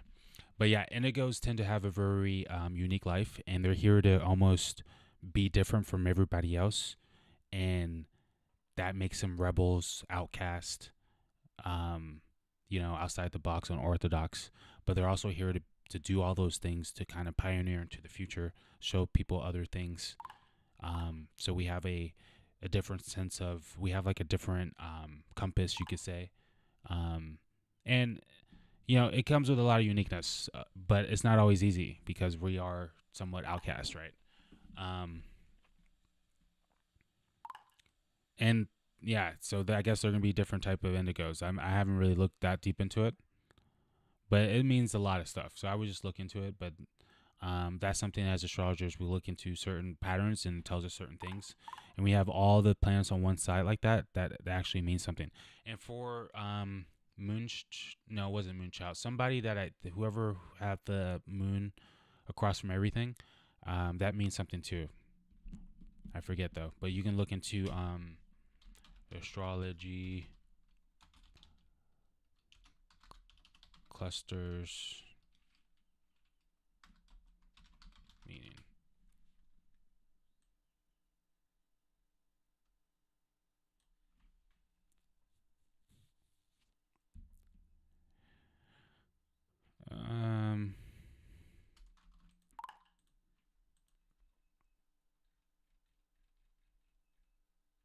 I'm looking for a chart that will actually tell us what some of these clusters mean.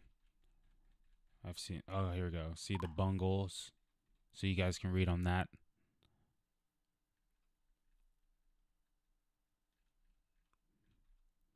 So yeah, astrology is never ending.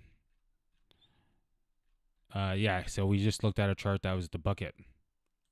You see.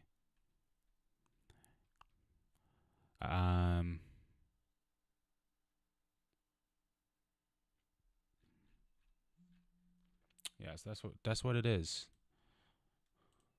That's what it be.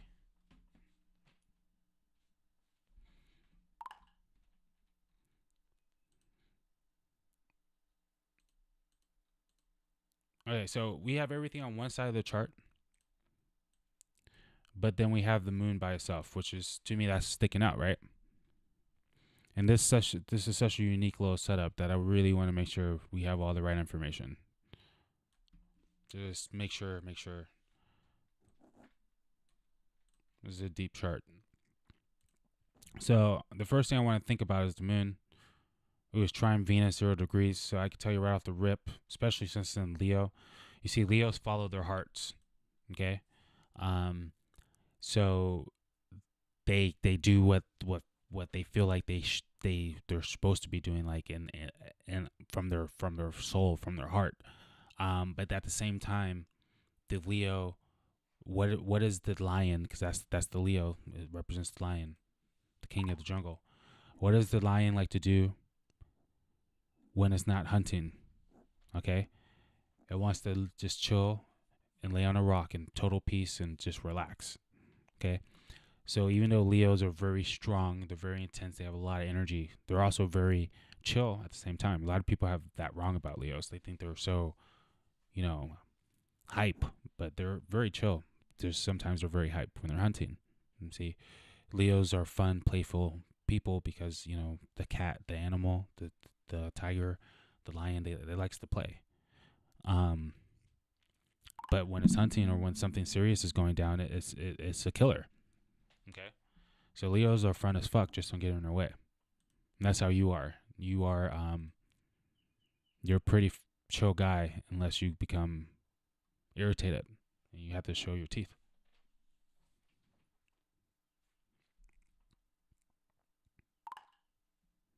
And it's taking place in your 10th house, so you're very emotionally attached to how things are going in the world for you with people. It's kind of a sensitive moon. You might be very intuitive too. And this is really awesome because you got to remember the 5th house is very the 5th house is the stock market house, remember?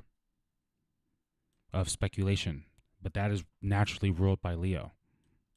Okay, so your 10th house of your career is in a Leo sign, which is a very stock market like sign because it represents the 5th house, and your moon is there.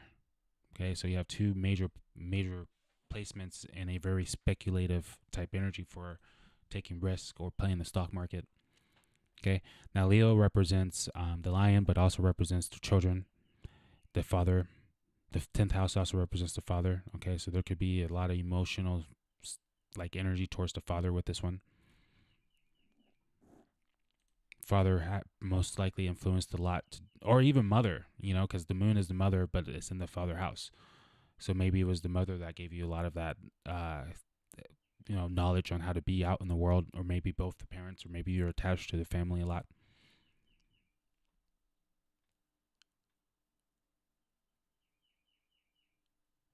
Yeah, I'm not surprised you can read people's. I haven't started talking about your Scorpio rising yet.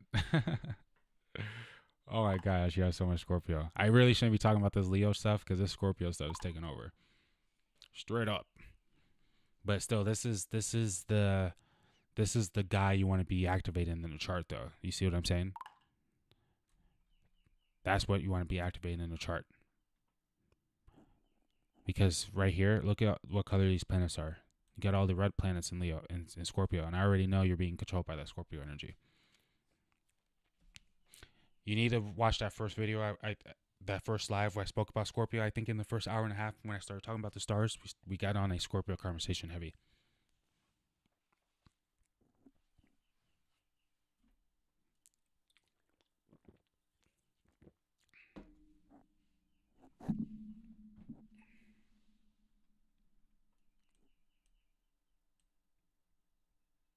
All right, guys. I was just getting some water. But yeah, so let me talk a little bit more about this area right here. See, since this represents teaching and learning and educating, you probably have a lot of knowledge, and you need to continue to spread your knowledge. You might even enjoy teaching, and you might even supposed to be a teacher, or father, or someone who works with children. Or someone who is in some type of speculative business. Now, Leo, also the 5th house is also a celebrity house, right?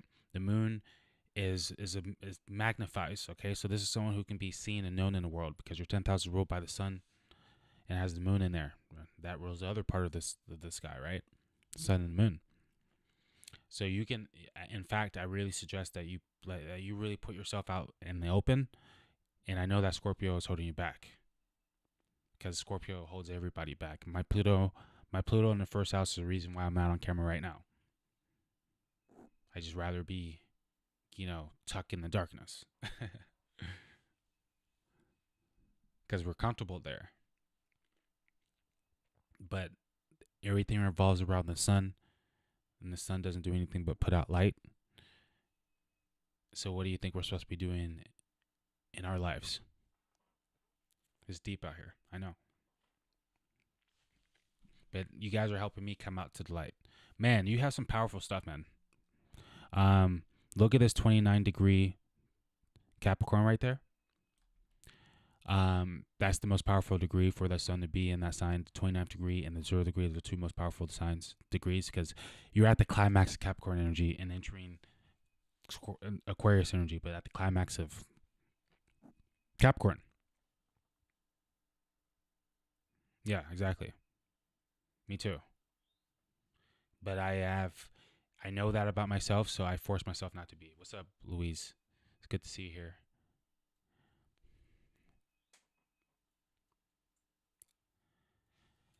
Powerful. Jupiter conjunct Neptune, 0 degrees. My God. Jesus. Then all the Scorpio energy. Jeesh.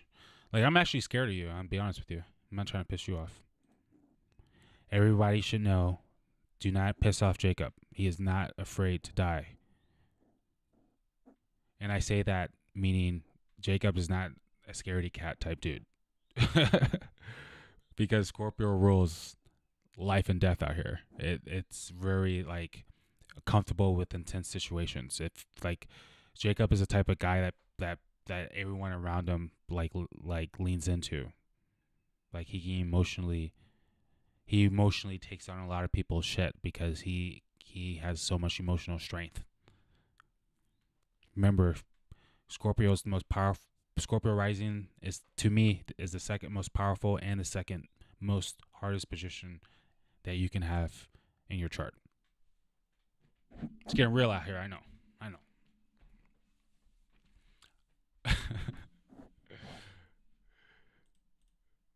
All right, I don't want to expose you too much, Jacob, but yeah, that Scorpio stuff's intense.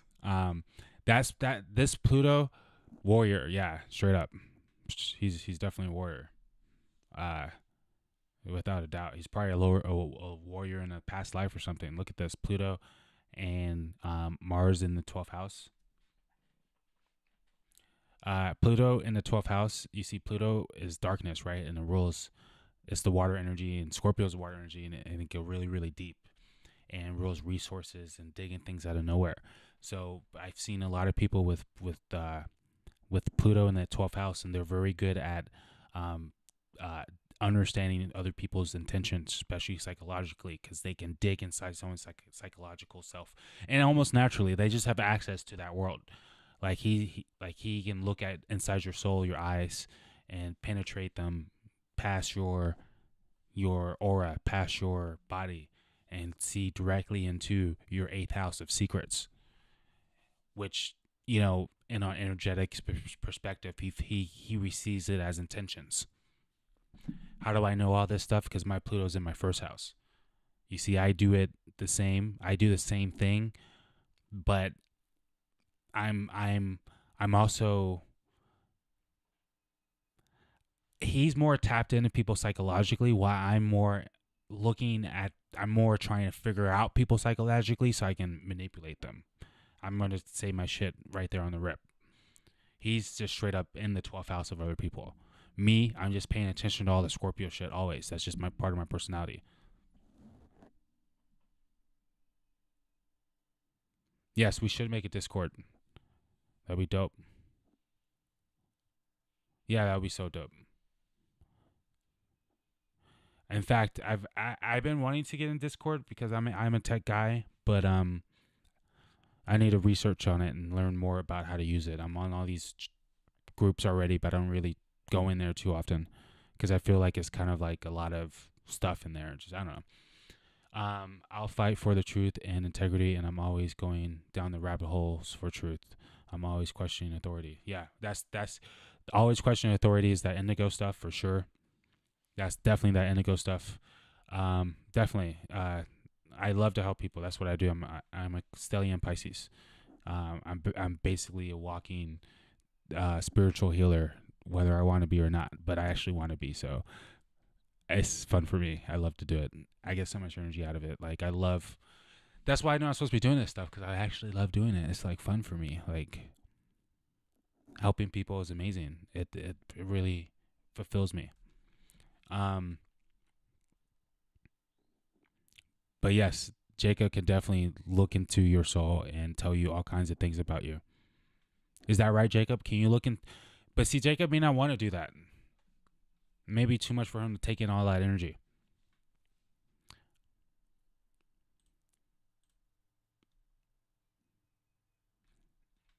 But yeah, I am like, I don't say this about many people. But when I look at Jacob's chart, he even I would be kind of spiritually, psychically guarding myself around him, because I know I would be exposed if I couldn't.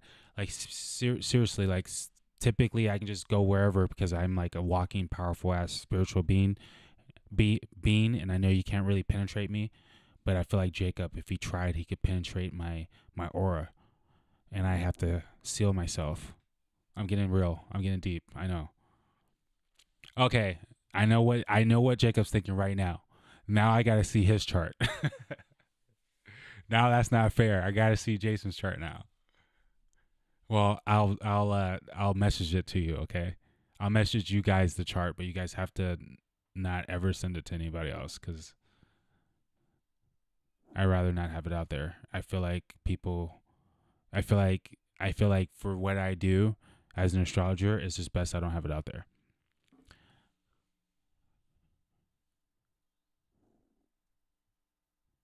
Yeah, you are definitely psychic as fuck. That's what I was saying. In so many words, I was saying you're psychic. Yes, you're fucking psychic as fuck. That's why I'm saying, like, I gotta protect myself around here. I'm a powerful spiritual being, but I'm a powerful spiritual being, but so are you. So if I'm around you, I know you can penetrate me. No homo. I know you can, get inside past my aura, is what I'm trying to say. If I'm not consciously prepared psychically. You know what I'm saying?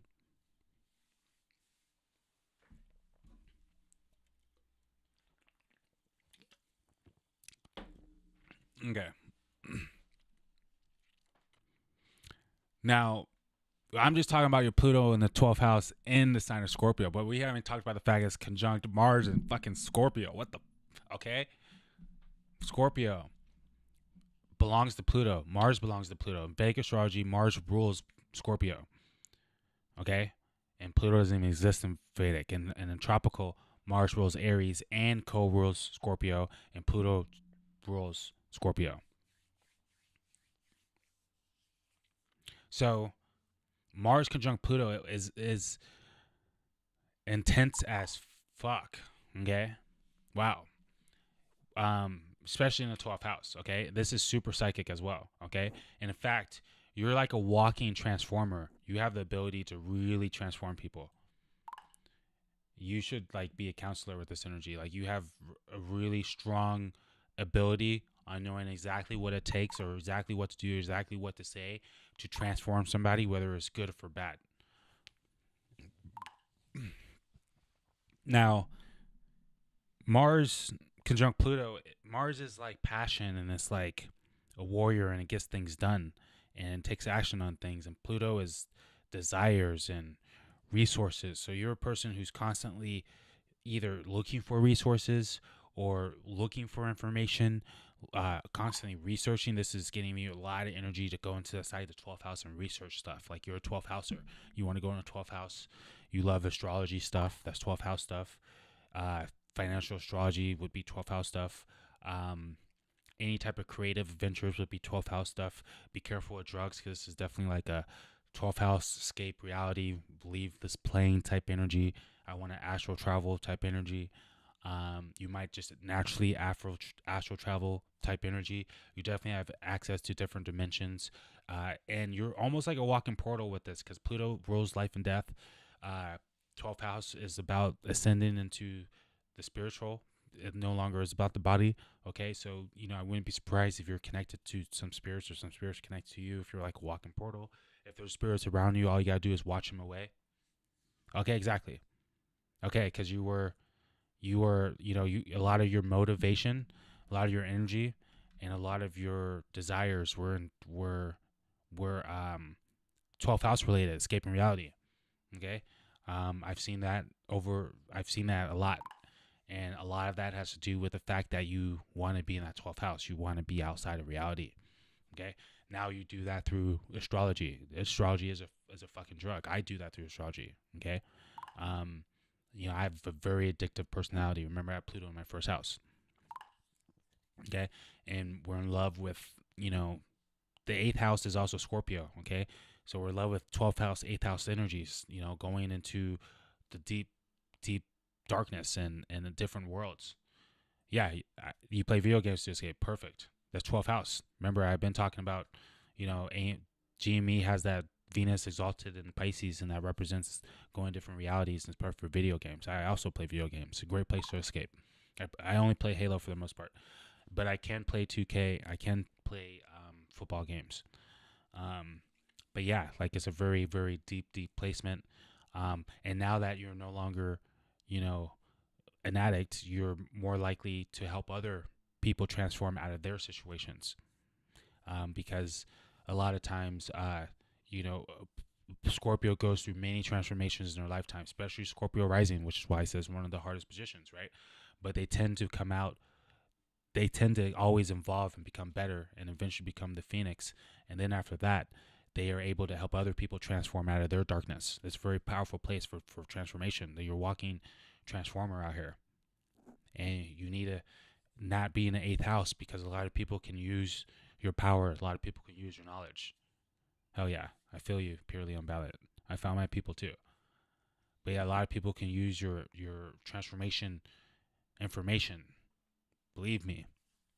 Okay, I'm a Pluto first houser, and I'm constantly trying to transform people. Okay, because I know that's part of what I'm here to do, and I'm telling you, part of what you're here to do is help people transform.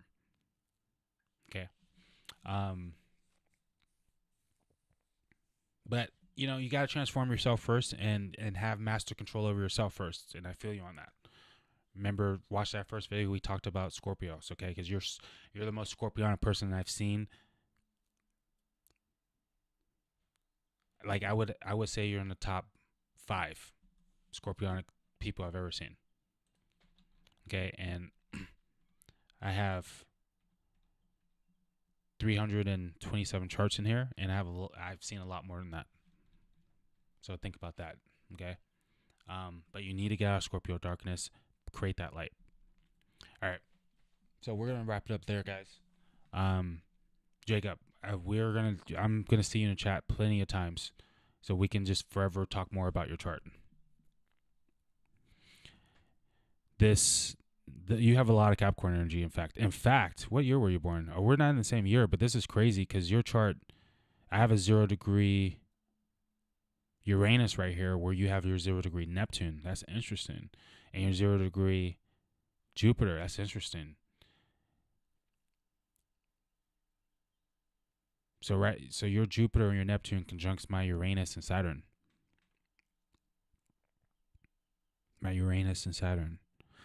So first of all, since my Neptune is on your Uranus, like, me and you have a serious, like, this is 0 degrees, so this is a very powerful degree. It's like a crack in between space. So me and you both have access to each other's, like we have like spiritual antennas almost. Like, we could, in fact, your Saturn is also on my Pluto.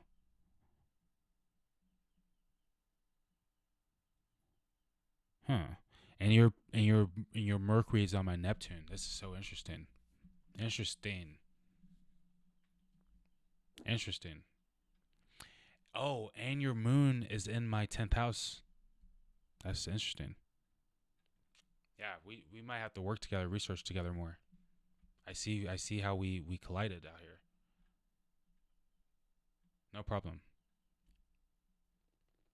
No problemo. Do you have any questions about what's going on in your life real fast? And I'll take a quick peek.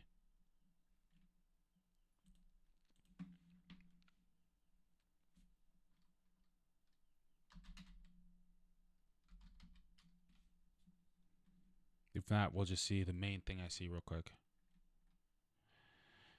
All right, so we're officially in Power Hour, 3 minutes in.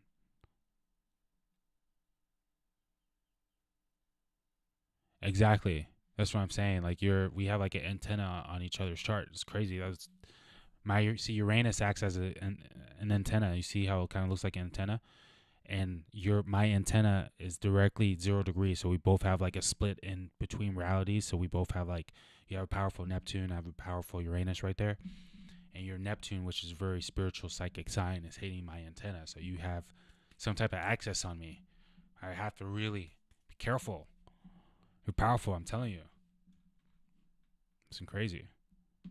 Yeah, I do think you should develop your powers, but not until you're ready.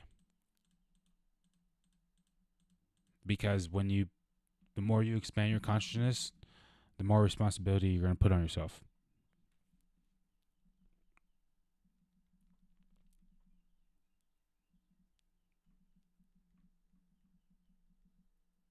One second.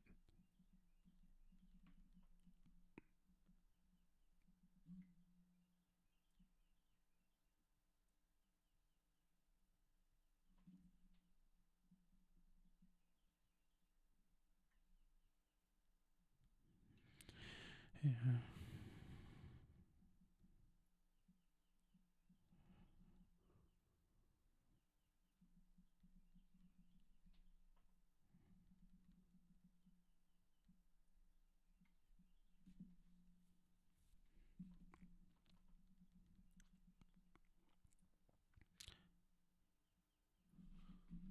Okay, so man, it's been a boring day.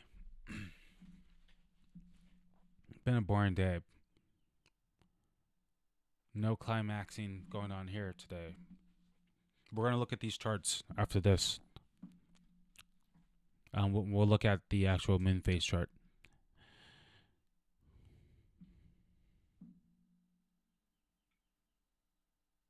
Oh, nice, nice, Joey. Okay, we'll take a look. Not immediately after this one, but we'll take a look in probably like 20 minutes.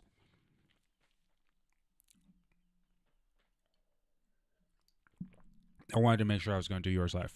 I knew you'll be back. Wow.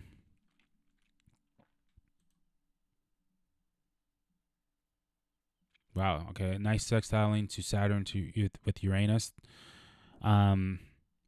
And Uranus is in your second house. That's good for money. A change of money and some type of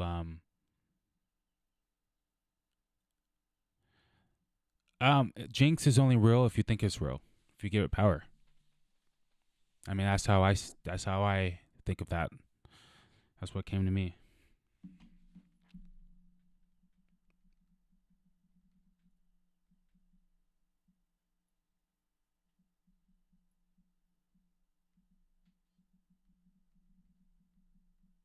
Sorry, guys.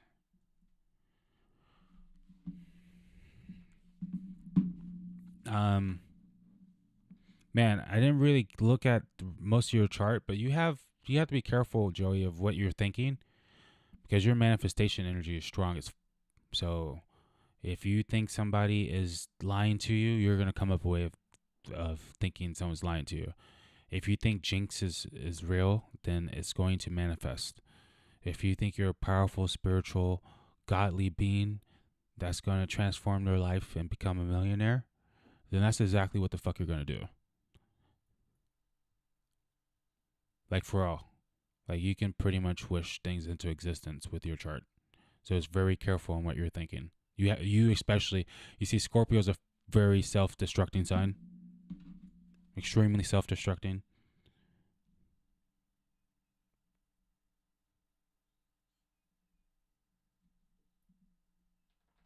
So you have to be very careful of self-destructing with this energy. But you're in a part of your life where it looks like you're really changing what you value and how you're going to get the things you value.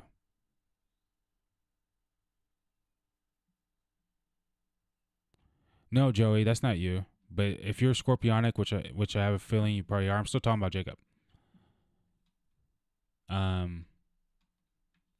But what is your? Oh yeah, you're a Scorpio too, aren't you? Yeah, you're self-destructive.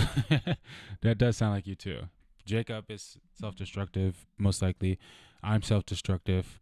But we all have this Scorpio energy of self-destruction, but doesn't mean we have to self-destruct. I'm just saying we have that energy. Yeah, I just saw your birthday, Joy. You're definitely a Scorp. Scorp. Another Scorpio.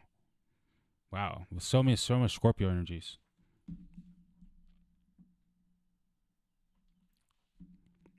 But yeah, Joey, or not Joey, Jacob, it looks like something is changing about the things you have, money, possessions. You're getting thrust into the future a little bit. Some of it may feel a little bit uncomfortable, but it looks like you're supposed to be almost changing your life and what you have and what you value. And it could have a little bit to do with relationships as well.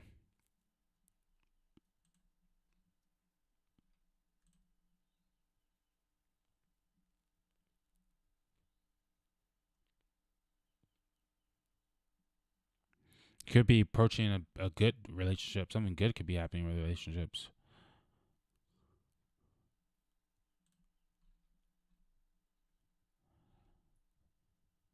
Yep. But it looks like it has a lot to do with relationships that are good for money, business, because it's getting a sextile from the moon, which is in your 10th house career.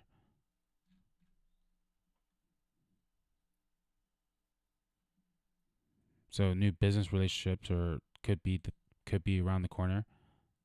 New money could be around the corner, period. What's going on with your Pluto? No. Your Jupiter? Nothing. Transiting Jupiter. Yeah, it looks like you could be coming into new money. This looks really good for money. That Jupiter rules your money sector, sextiling your Venus, opposite your moon, 10th house. So there looks like a sexy lineup of something happening here. Just don't get caught up in fantasy land. Stay grounded. That's what the main thing is here. For things to work out for you, you have to be grounded and inside of reality. You have a reality situation going on here where you're leaving it. Stay in it and work in it because you have a very powerful chart of manifestation. All right, guys, I'm going to take a short break, like 3 minutes. I'm going to get some water. I'm going to use the bathroom. Then we're going to look at TradingView. See what's good in there. Read some of the funny comments, too. It's hilarious. Anybody new in here, don't forget to hit the like button. Appreciate it.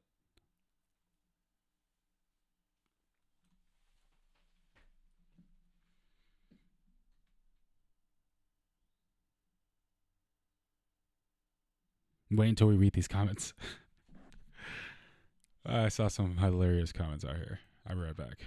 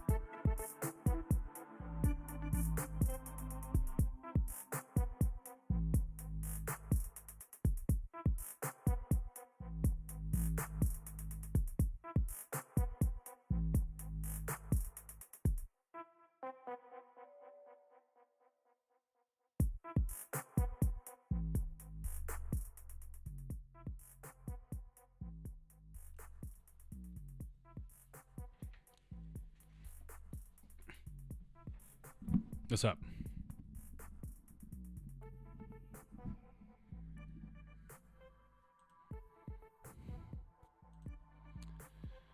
Guys, some guy said the funniest shit in here.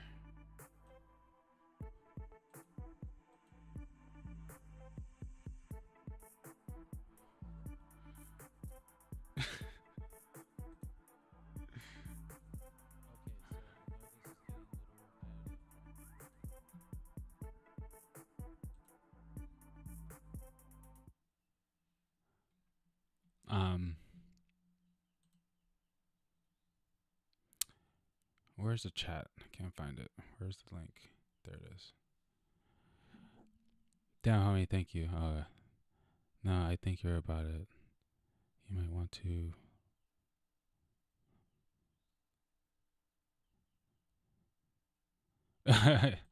Now that I think about it, you might not want to look into my soul. Yeah.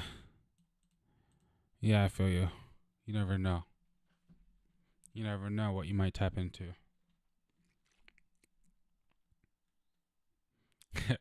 This guy said, anyone who listens to someone who bases prices off the moon is more retarded than the poster of this. The crazies really do come out for attention. Oh my gosh.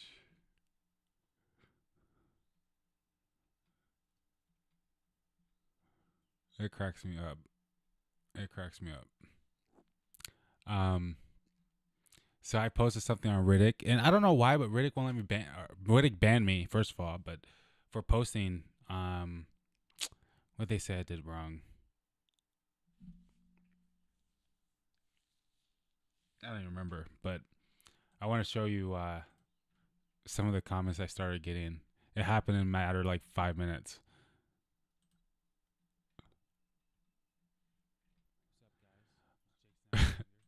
All hail the market moon lord, Moon DD, market moon lord. What the fuck is this shit?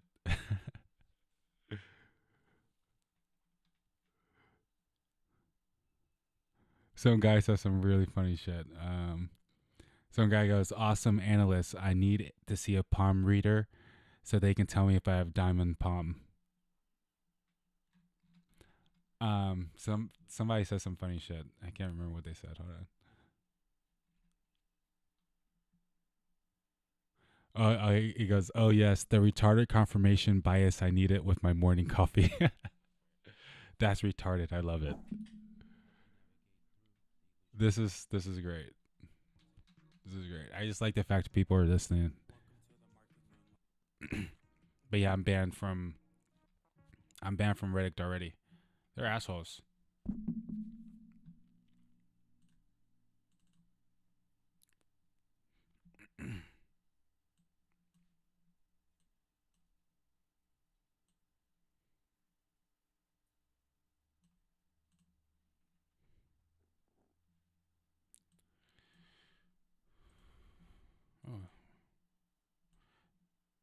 'AMC might take off a little bit. Let me see.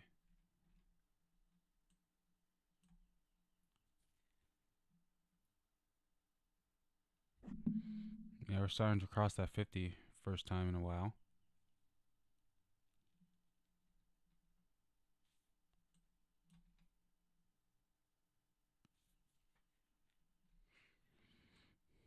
Don't see any volume coming in though. That's okay. Where is this down? Let me close this and open it back up.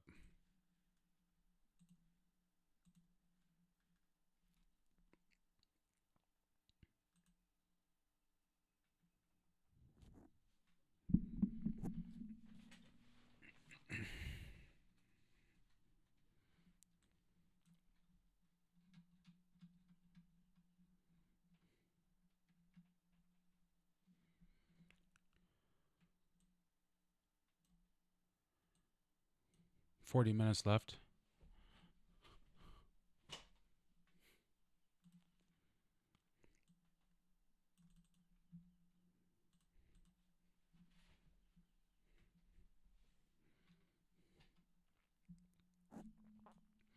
Okay.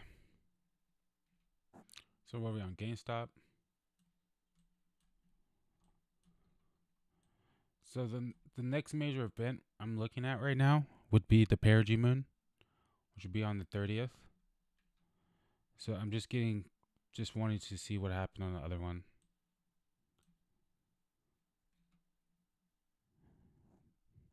So I'm not really seeing a big significance really with the perigee moons, but I'm still looking at it because they still can create shifts.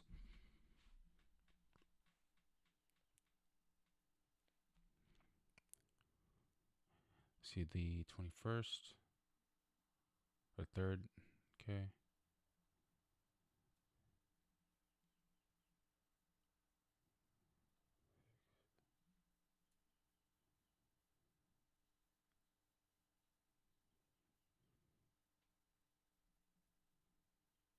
Okay, so that should be right there actually. Okay. I mean, on the 6th day, it did hit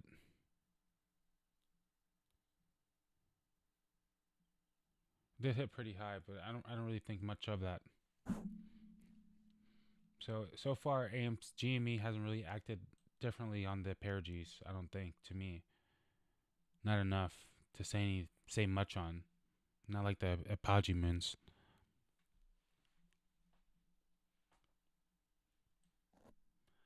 Now, I'm really surprised we're not green today. I wonder what's going to happen in after hours, because I would imagine since we went down most of the time since this new moon, that on this full moon, which is it's today now, it's the day after the most current full moon, it should start going up. So I'm still looking for it to go up, honestly.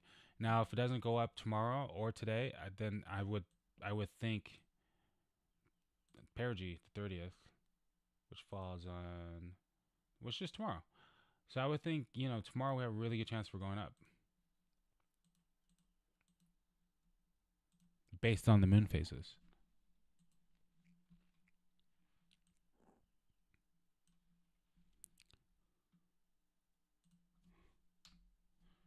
Now,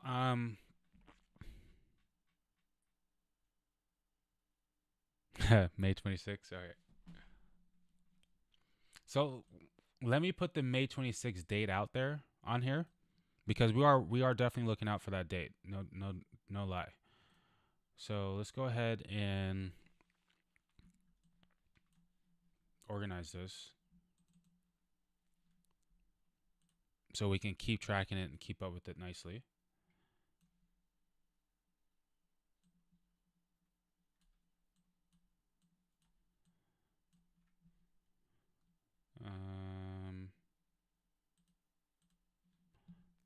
Sorry, guys.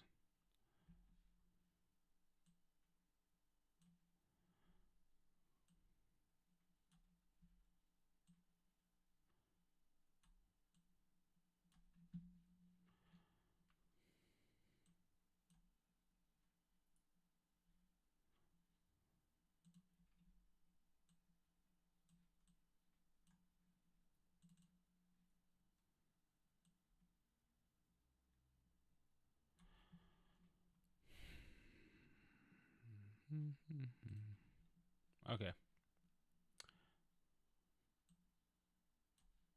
So I'm going to take... I need a third screen for all. I'm going to take this and put this over here for now.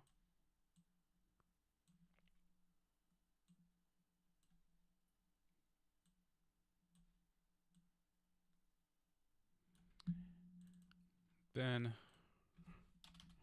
we're going to put the full moon, new moon on it. I'm pulling it up over here.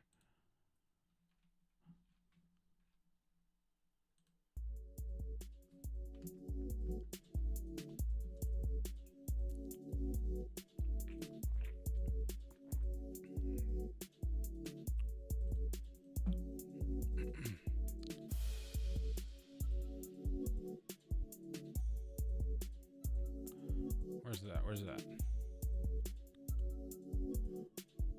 Come Come on. Where you at? There it is.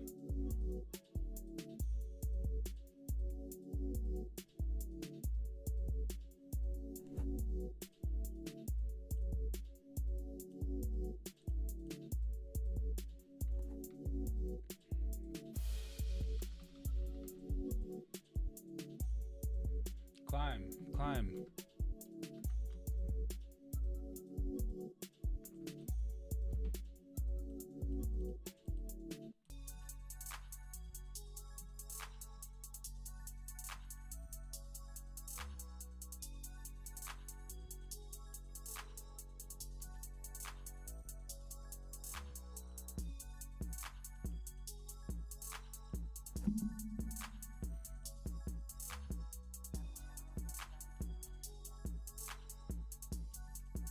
Climb.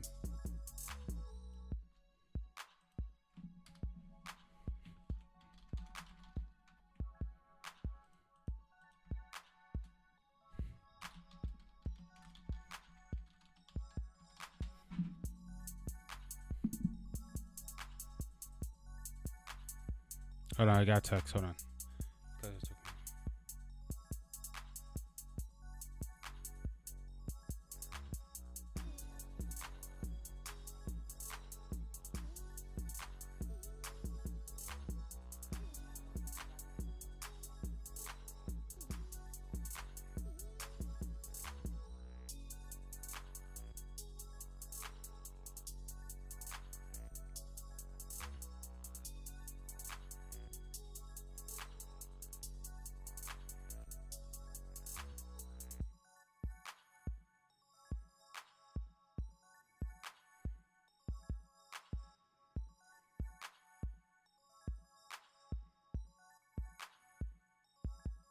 Uh-oh.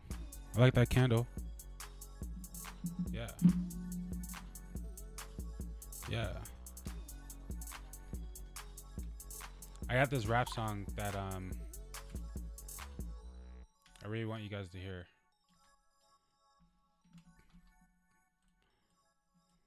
But I haven't figured out a way to get it. I don't know where it is on my computer. It's fire though. I don't know what I just did. Come on. Come on.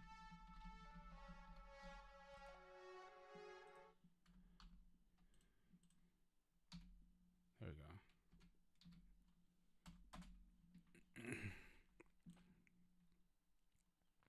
I was trying to do this thingy. That's what I was trying to do. Pow.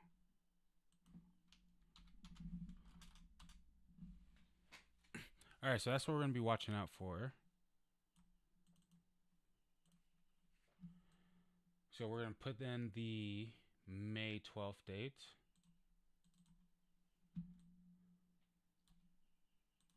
So this should actually show now physically. Oops. The moon's still not showing in there, but we're going to copy that, clone.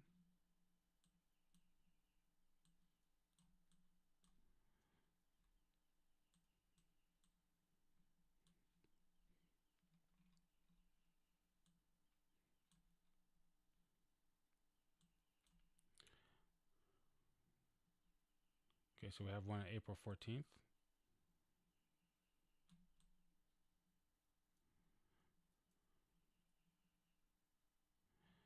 Hold on. I'll make this smaller for a little bit.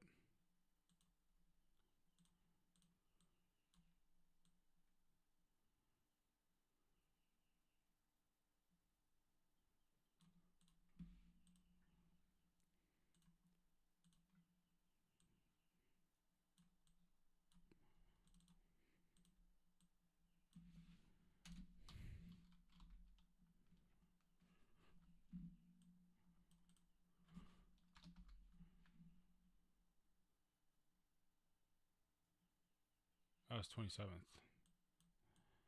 27th.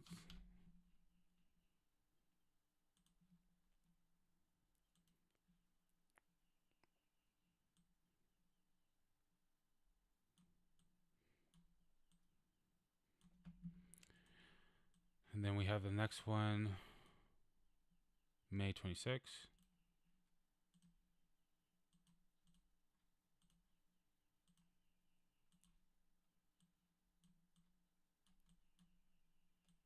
Oh, won't let me go that far? Oh, that's annoying.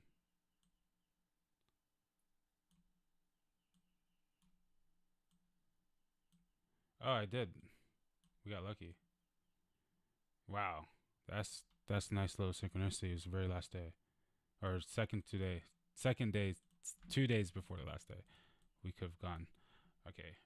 So this is May 26th.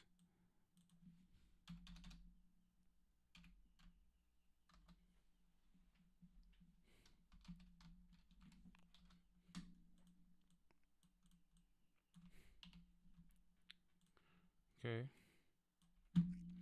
And then we have 2 new moons. One is on, and I think this next new moon is pretty important. The 13th. Oh, April 12th, excuse me. Okay, April 12th.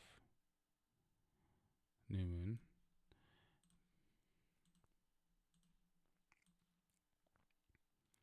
Then May 11th. Okay.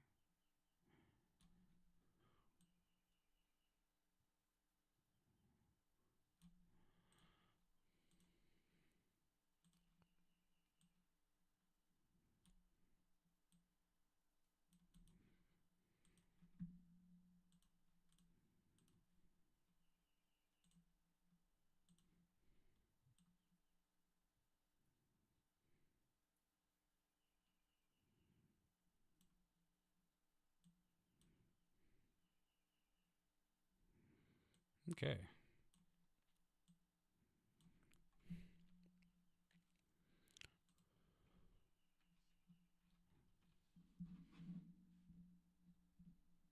Guys, I'm missing messages. Hold on.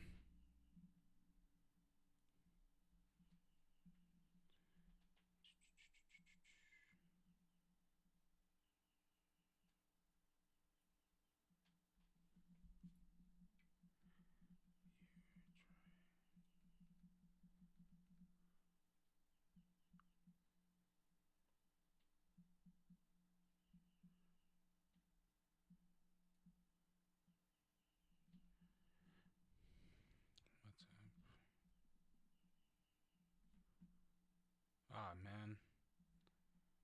Um,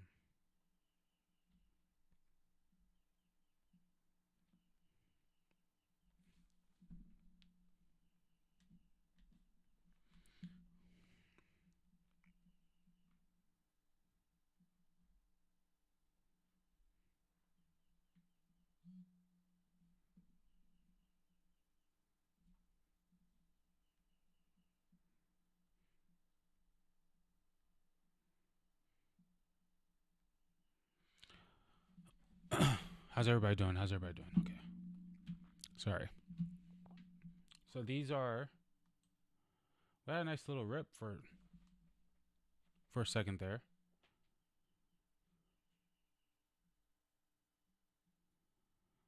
I'm not mad at it. They almost look like they're not moving now. But they are. Yeah. If anyone's new, like the chat, please. Or the video. Anyone new, like the video. Thank you. Thank you very much. Alright, so these are the major moon phases next. The next one will be the perigee on the 30th. And then we have a new moon on the 13th. And so those are 2 things that I'm definitely looking at. And then right after that new moon, we have the algebra, which is kind of interesting. 2 days afterwards.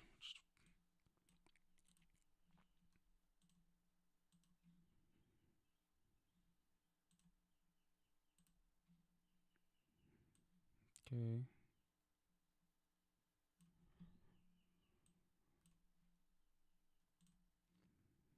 So I would expect something tomorrow, or just a little bit more of a stronger energy today than yesterday because the perigees tomorrow. Just an FYI. The charts look good. I mean, both of their charts look good.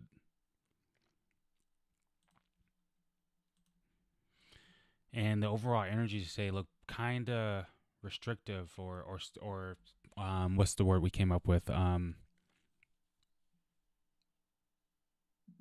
Thank you, Mood Maker.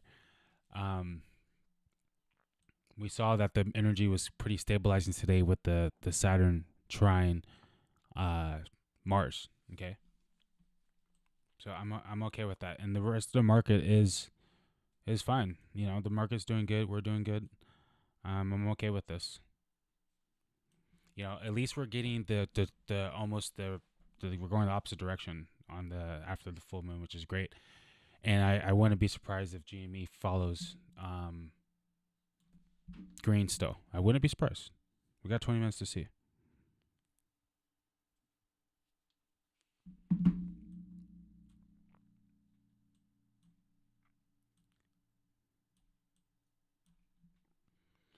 So that new moon, or excuse me, I'm sorry, Joey. Let's go to the 27th. Let's go to the May 26th, like you said, because that is a date that looks very interesting. And for the guys that missed that, we were talking a lot about how I'm gonna have to make this bigger for a minute.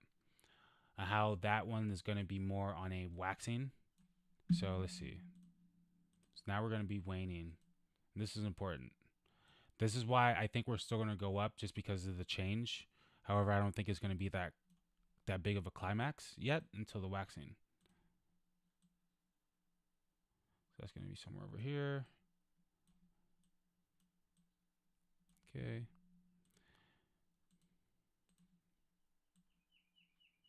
So the waxing is when the moon is growing, when things are getting full, when people are filling things up. Waning is more of a time of planting a new seed or letting go of something. And so we're on the waning right now. But remember, the hedge funds need to let go of something too. So keep that in mind. Maybe it's a time where they finally let go.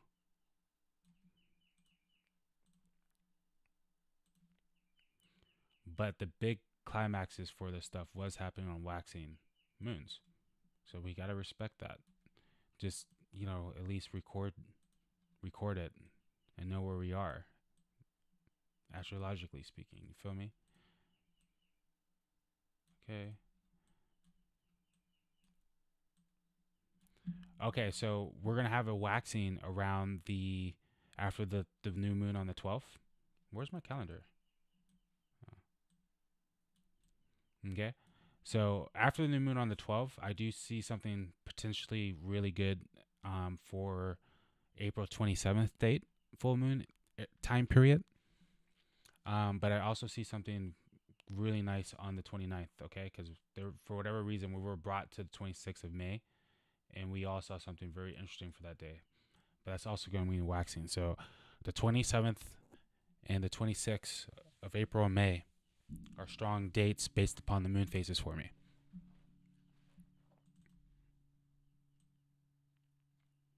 Jamie wants green today. She wants it so bad. I think she's going to get it. But who knows? Who knows? She wants 180 at least. But you guys follow me with the waxing? I know you guys did. So let's go ahead and pull up the chart for 27th.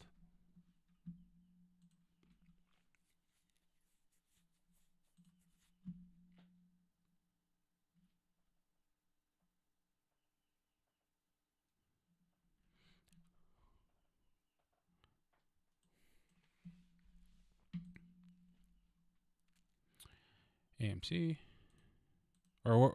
Hey, Diamond Hands, was that for, or excuse me, Purely Unbounded, was that for GME that you wanted to look at first, or AMC? I feel like it was for AMC, right?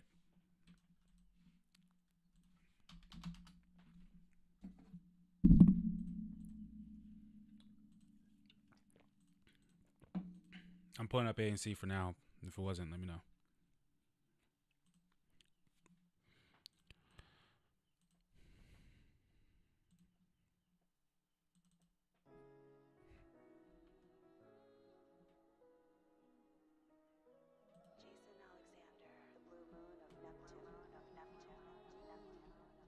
Don't turn me to a beast, bitch. You don't wanna see my demons. Trust this, I can be heartless. Pluto in the first, bitch. You don't wanna fuck with this. Shut up, give me kiss. Let's reminisce. You were the baddest in the best way and the worst. You loved me first, I loved you best. You left me first, and I let you step. Should I turned your back, but you think you're bad. But I know you want me back. Fuck that, I ain't tryna be savage, but you ain't gonna do me like that. We had something special, now I gotta let you go. Our egos are in control. You think you're bad, but I know you want me back. But I know you want me back. You think you're bad, but I know you want me back. But I know you want me back. You're the best I ever had. Too bad it couldn't last. Fuck your flashbacks. She want another chance. No take backs, cause I'm hoeing again. On some new shit, with a new chick. And she bad. I know you mad, cause you wanna be hard. You took it too far, and now you scarred. Cause I know you want me back. Fuck that, I ain't tryna be savage, but you ain't gonna do me like that. I'm gonna go to 9 a.m. 9 a.m. Now I gotta let you go. Our egos are in control. Actually, I'll go to the full moon. What am I thinking? But I know you want me back. But I know you want It's just me close to back. 9 a.m. You're bad. But I know you want me back. But I know you want me back. Jason Alexander, the blue moon of Neptune. Yep. So the full moon is actually at 7:40 a.m. on Wednesday. Okay, yeah, AMC.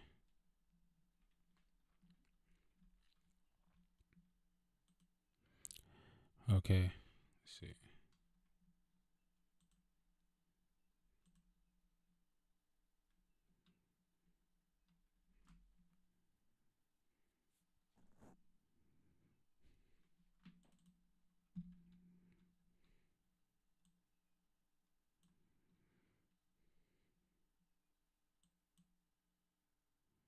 Sorry, guys.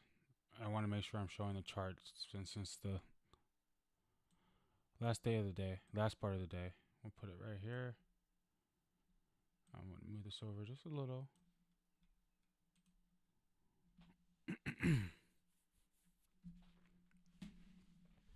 All right, so this will be the full moon for AMC on May 29th. I'm not going to do this live and record it like that because I really want to look at this day. So today is going to be the first day we look at it again. And I'm going to look over that last video and see what I saw. And see what I saw. That sounds funny. And then I'm going to look at this video again. And then I'm going to reanalyze that chart and really analyze these next two full moons for AMC and GME. And then put out really nice videos for them. Take some time to prepare it. By the way,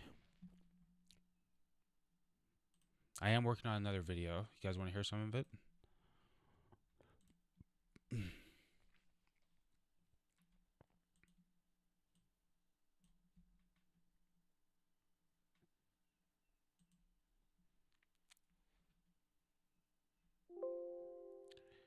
Okay.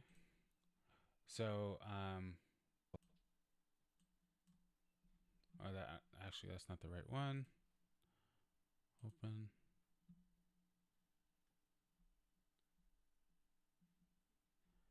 Ooh, it might be that one.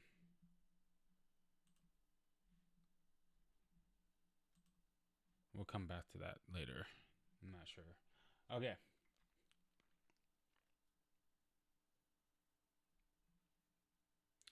Yeah, we got all these retros.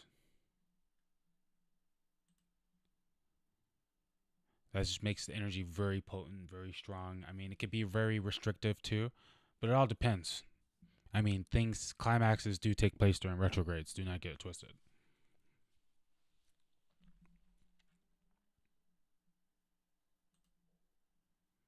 Yeah, so Mercury opposite Venus right there is definitely a lot of pressure towards strong communication, business deals, especially involving partnerships because Venus rules relationships. Mercury rules, business deals, contracts. So that's very, very good for news on that full moon on May 27th. Great news, actually.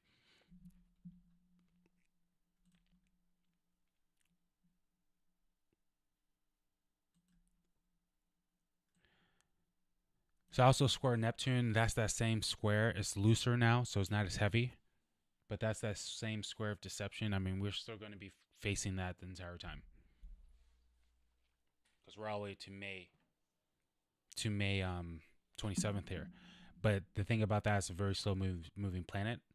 And Neptune is 22 degrees and the Mercury is 21 degrees. So it has passed it. So the worst of it should be done.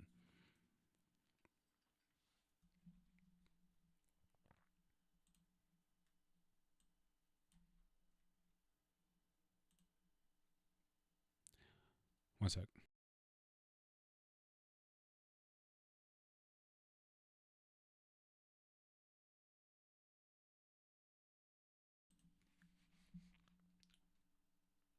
Okay. Am I with? Yeah, I'm live.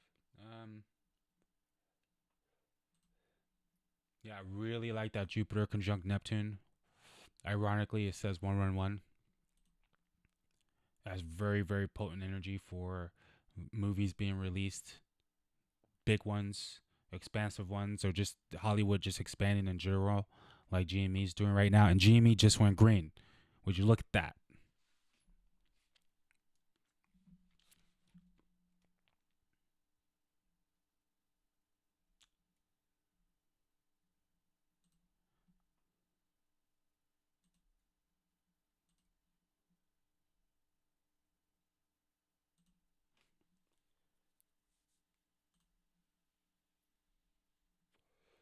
There's This is the full moon and it's trine or sextiling the Mars right there.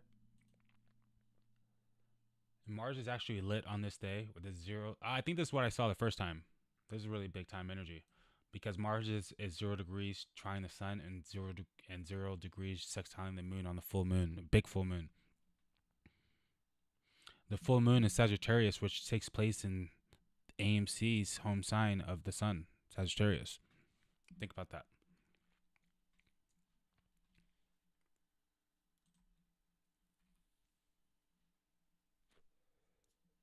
So Mars with the sun and the moon, with the moon having a full moon and the sign of AMC's sun tells me attention, climaxes, reputation, energy towards AMC. Strong energy towards AMC, especially the stock. Buying pressure. Oh my God, look at this transiting Mars on AMC's strongest player.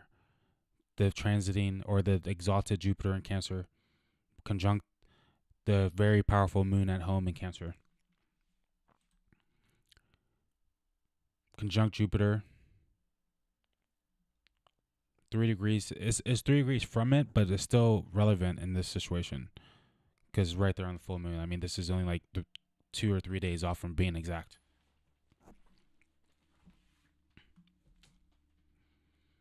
While I was making a trine of Saturn, which is to me more energy. There's like an energy of something changing with the company reputation, more movies coming out, more attention, but something also changing inside of the structure.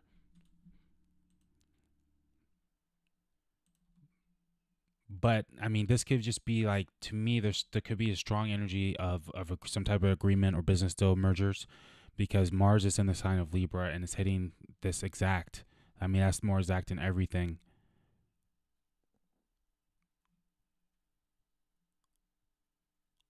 And then Saturn's involved, and that has a lot to do with the system, the structures. And then the Jupiter with Neptune has a lot to do with fantasies and dreams. And look at what Uranus is doing, 0 degrees from the moon. It's very volatile energy. Trine Pluto, very transformational energy, especially when it comes to something new they've been building. So this is almost like a breakthrough energy with Venus opposite Mercury that's leading to agreement or just positive news. So this looks great. And to me, you know, I hate to keep saying this, but the climax to me of this whole saga is when Pluto hits Venus. And that is far away because we're about to go to Pluto retrograde in May. Maybe before that. So I'll organize what I'm seeing in this chart for the 26 later and make a really nice video out of it. But what do you guys think about that so far? Yeah, this is the video I was talking to you guys about that I made. Jacob will like this. I shouted him out. Obviously, the manipulation that we already knew about, but we're finding out more about this dark pull stuff, which is crazy. But what Jacob pointed out to me today was Citadel, which is one of the biggest players on the manipulation on this whole entire situation and shorting these stocks, trying to drive them to the ground and whatnot. They actually had a dark pull. They had like ownership in a dark pull, and they named it Apogee. And we've been talking about the Apogee moons for a long time, and I just found that to be a major synchronicity. So I think we're on to something, predicting and tracking these Apogees. Hey, so check this out. The perigee and the Apogee moons have to do with the fact that the moon is closest and furthest away from the earth. We know in astrology the moon rules our emotions. We know in the stock market it's a psychological game. So when it comes to the stock market, it does make sense to track the moon phase events to get an idea of how everyone's feeling psychologically on that time period. Outside of the stock market, these moon phases are associated with historical volcano eruptions, earthquakes, heat waves, flooding, and many other things. When it comes to the stock market, these moon phases are historically associated with swings and short-term trend changes. It just helps to further make predictions on your financial astrology. Of course, you want to look at everything, and you want to make sure that that chart or whatever company you're looking at is kind of going with the moon trends, moon cycles. The best way of doing that is to make sure that that company IPO'd around a major moon cycle, such as new moon, full moon. But you just want to track it and make sure they're lining up like we've been doing. You guys can see that on my channel at the Market Moon Lord, where we've been tracking GME and AMC's perigee and apogee moons. Okay, guys, so I just explained to you guys that the moon rules our emotions. The stock market is a psychological game. Citadel's naming companies over moon phases. So trust me, if it's a psychological game and these hedge funds have millions and billions of dollars, you don't think someone's telling them a little bit about astrology? You don't think they know a little bit about the moon phases and what's happening with the moon? Now, after all that, I know there's still going to be people saying there's no way you can actually make some type of predictions in the stock market using moon phases and the stars. And of course, there are the people who are enlightened enough to understand that this does affect everything. But you don't have to take my word for it. My guy Jacob also enlightened me on what JP Morgan had to say about it. Okay, so you can go on my Twitter, the Market Moon Lord, and see this. Get the link. Someone asked.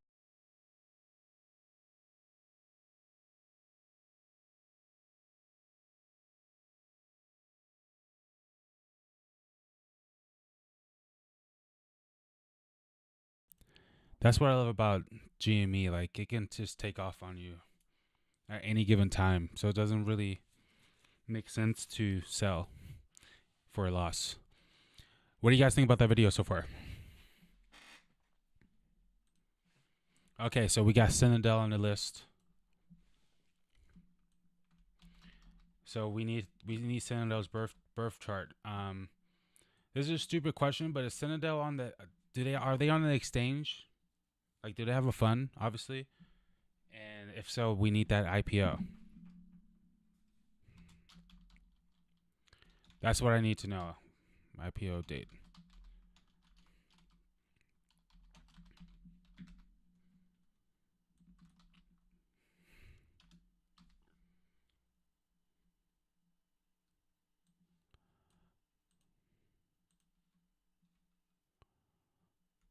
Let's see.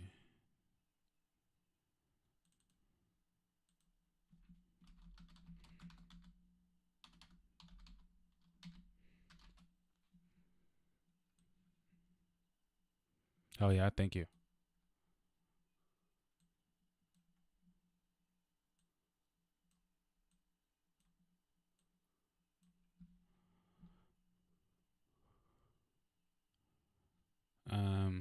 Yeah, so we need the IPO date of Citadel.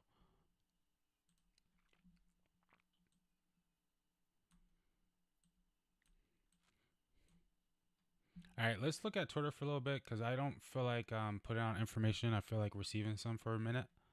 So if anyone has anything to say, let me know. But I'm just going to pull up Twitter for a little bit. We're going to go through what we see.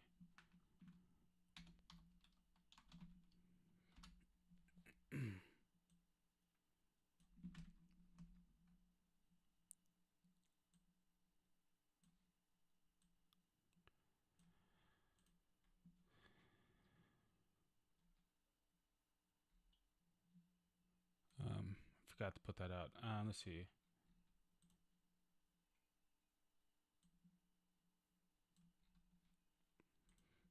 And guys, I need show topics. Just think of more.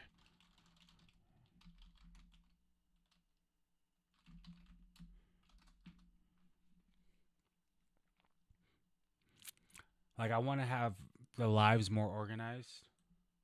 So I know for live we're gonna do like an hour readings every day.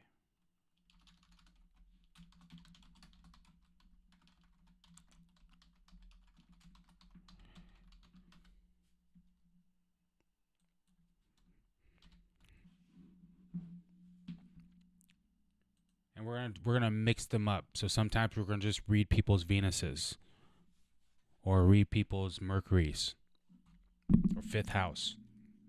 That'll be interesting.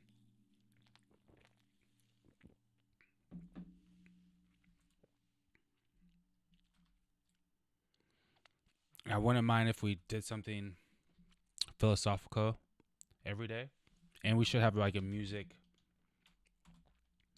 30-minute jam or something.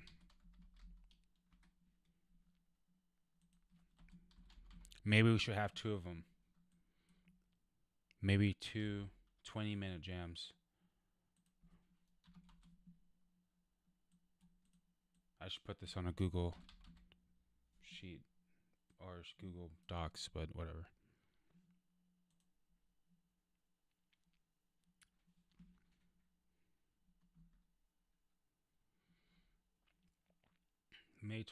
March 26th. This is huge. It means you cannot. It means you cannot buy AMC or GME on margins. Only shares bought on margins can be borrowed, so you will no longer be able to borrow shares from Charles. Squeeze is coming.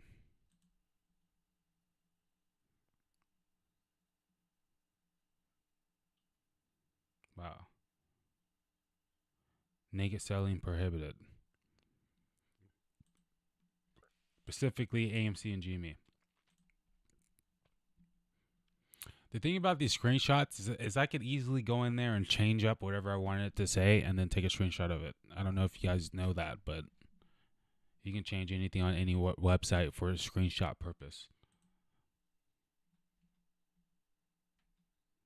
That's why you really, who knows if anything is right or wrong. But you can't really deny the stars.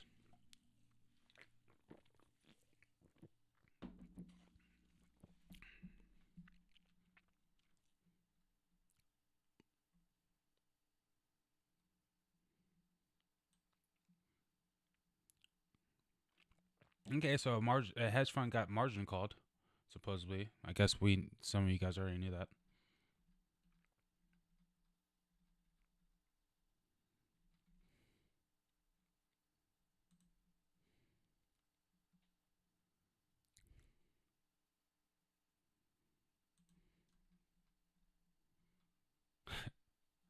I put this guy on the new cover. By the way, did you guys like my new covers I put on the vids? Do you want to notice that?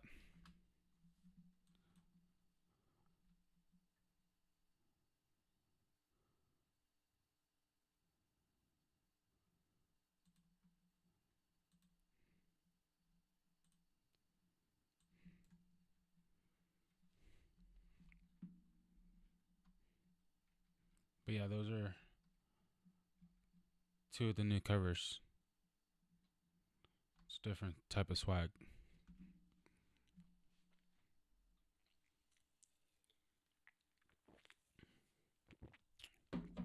It's about to be 4 o'clock.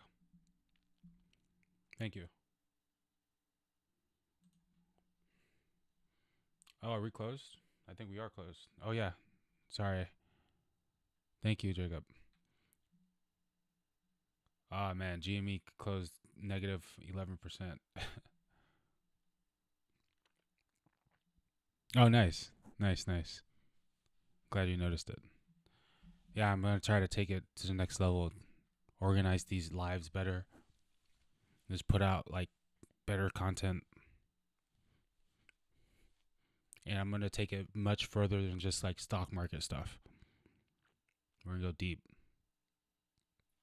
You already know.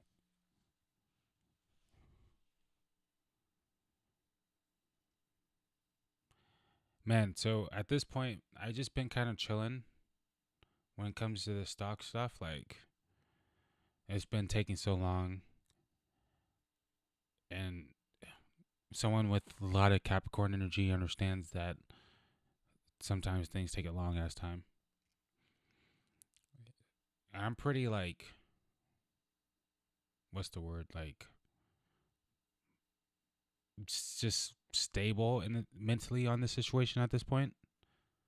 Like, the other day, my account went down like a few thousand, and it was like, sometimes I kind of giggled about it.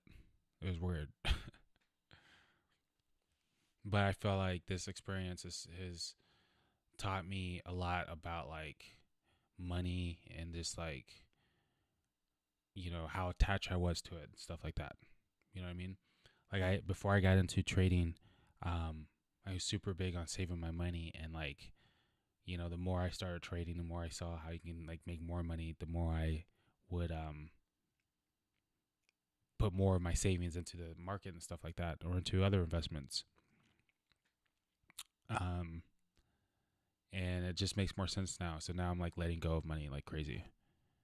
And just letting it do whatever. Not whatever, but, like, you know, hoping it comes back to me. We've had our ups and downs so far.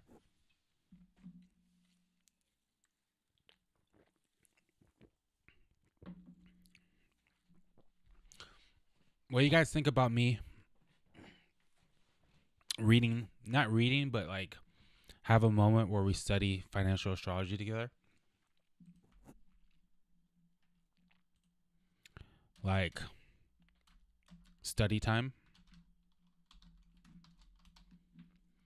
We can do that for 2 hours, or not 2 hours, for 1 hour.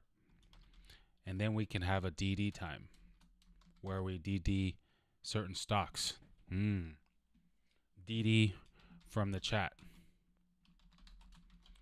But you have to come with the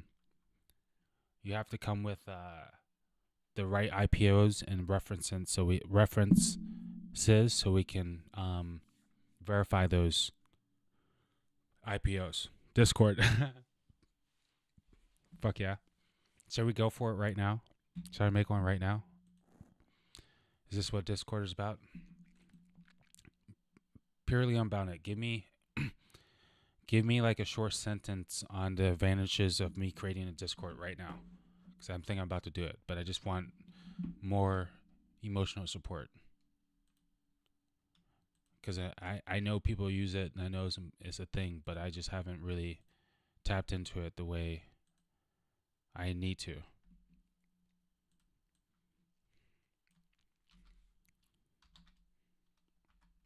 Discord.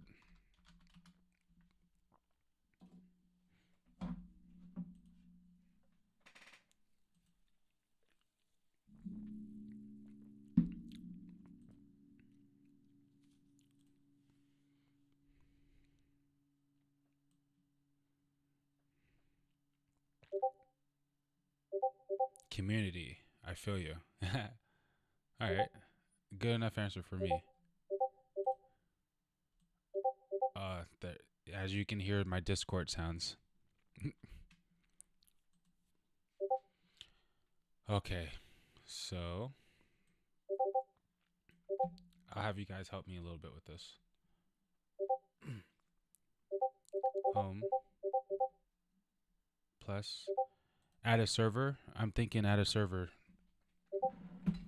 That's what I need to do right now. My own.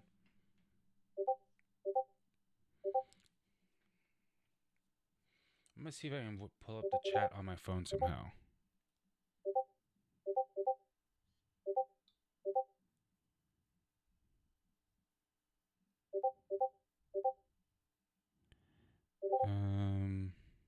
Channels, videos. Oh, I forgot to put the little live button. Oh, it doesn't matter.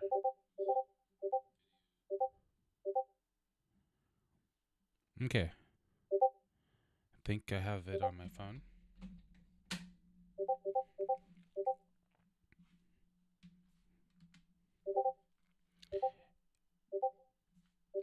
Not to be a goofball, but do you know how to do this? Is it create my own server? Your server is where you can friends. Okay, yes, duh. For me and my friends, for club or community.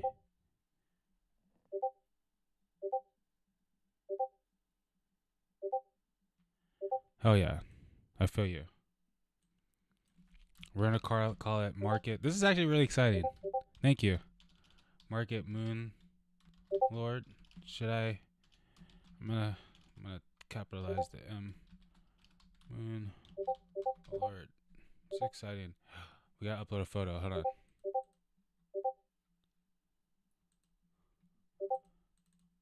I don't know why I just got excited. I think this is a good sign. Eventually, I love Anakin Skywalker because he's like, he reminds me of me. He's like, very, very powerful and has like a dark side, but also has a very positive side. And sometimes his dark side comes out because he loves so much. I resonate with that.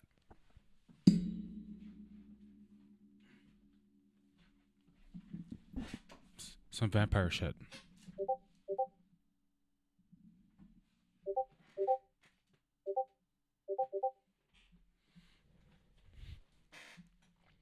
Okay. Okay. Everyone join my Discord. Our Discord.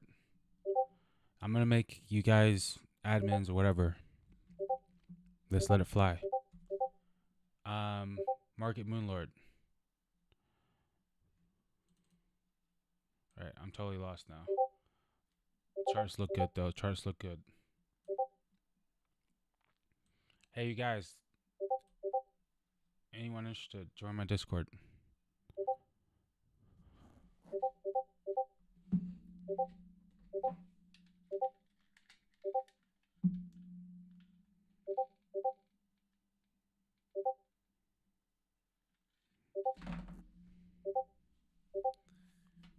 Okay, so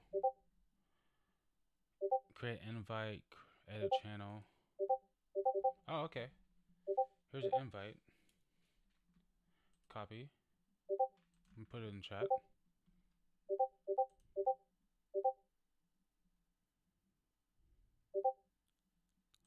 And take your time, guys. There's no big deal.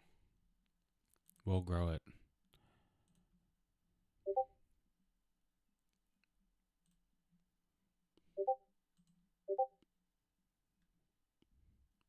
Okay, got it. Add it to your YouTube info. Yeah, good idea. Good idea. Let's see. So, take me to the chat. There it is. All right, there's the link. Then I'm gonna add it to my YouTube as well. In the description.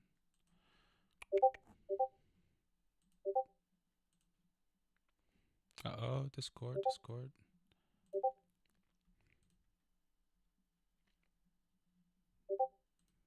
Hey guys, by the way, we are actually growing faster than usual. Just an FYI. We had a lot of growth this weekend.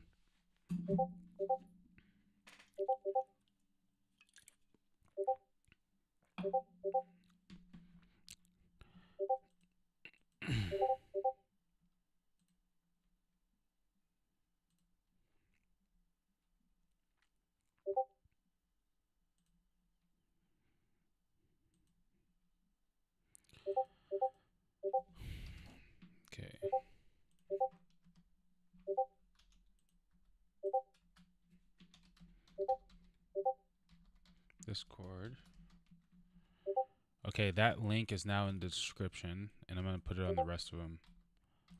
I'll do a couple now, but not all of them.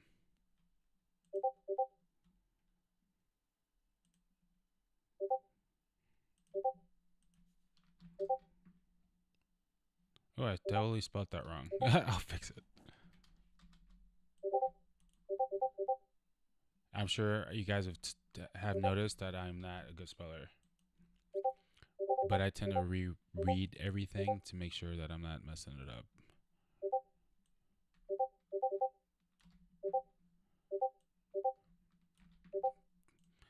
Because I don't want to be.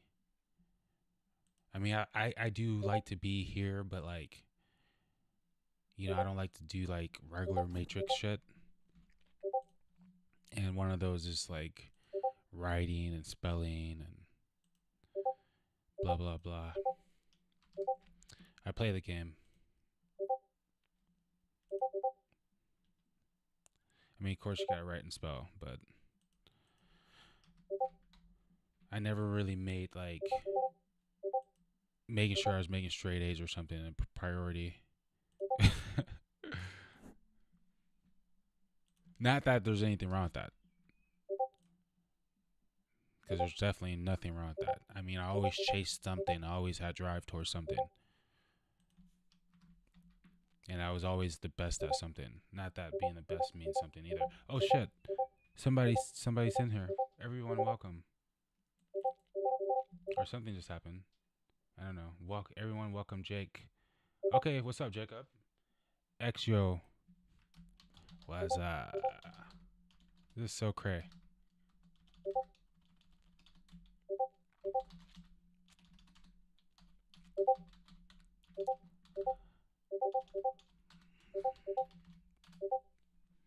Damn. All right. So the first thing I want to do is make you guys like head of the group or something.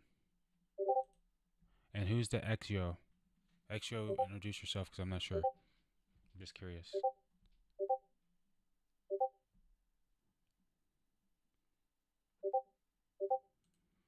Damn, I'm excited to post this Discord. I'm gonna put it on my Twitter. You guys motivate me. Straight up. I didn't see that coming today.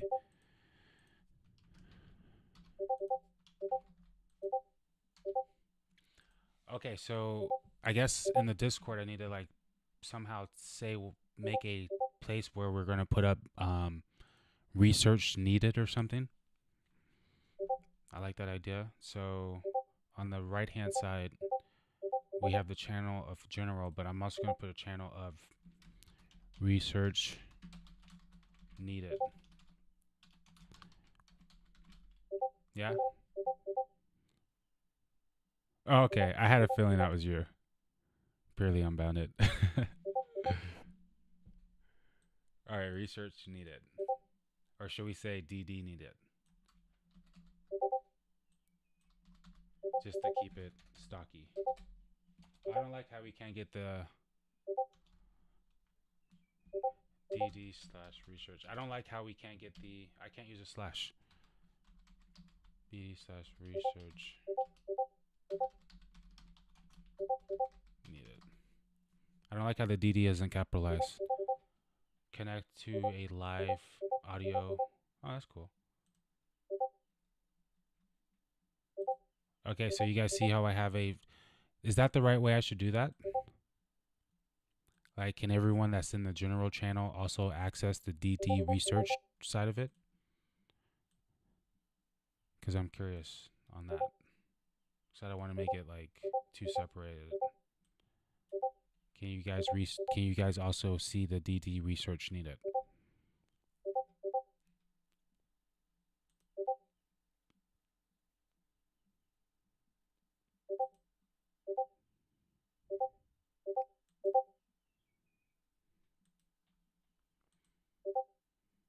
Okay.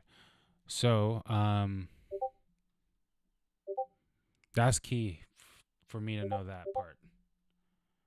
Okay, online. Jacob, I see your profile. Invite to server, add friend. I'm trying to understand. Okay, roll. What are we gonna call the rolls here? Hmm.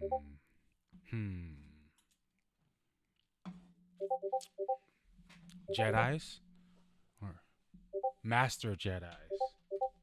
Or I don't want to use the word like master, like we're above somebody. Hmm.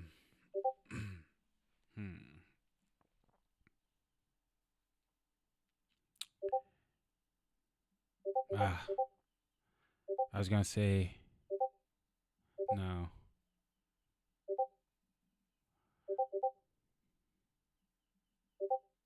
Definitely not gonna say admin. That's lame. Like it came to my head for a slight second. I was like, that's lame.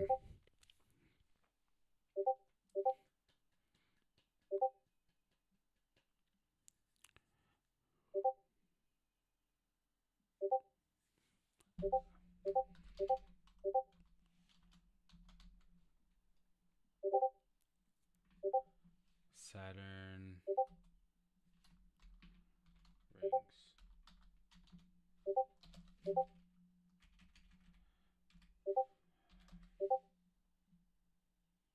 That's simple. Okay, we should make it so people can understand. Okay, okay. I feel you. Take me back. Take me back. How do I get there? Admin or roles.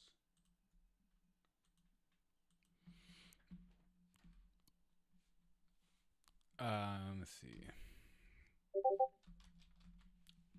I hate to say that.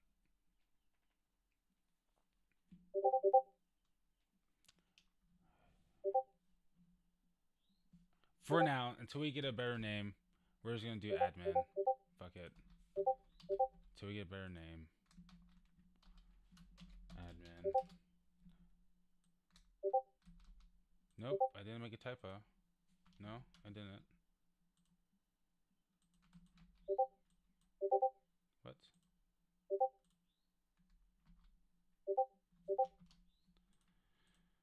Alright, now Discord just started getting annoying. What can I make him then? Did you make a typo? No, I didn't. Click to add a note, add a role. Role. Blah, blah, blah. Admin. Alright, we're gonna figure this stuff out, guys.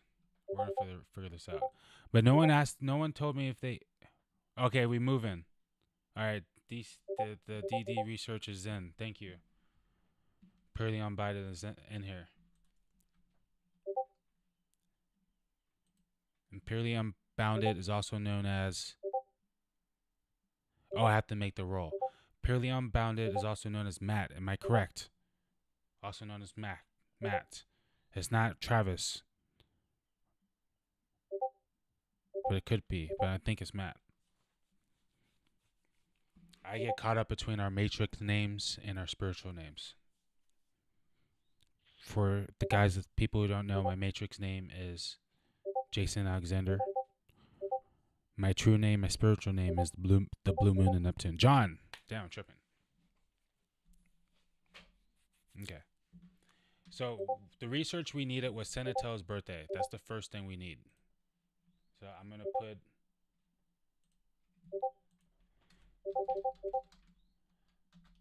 Senatel.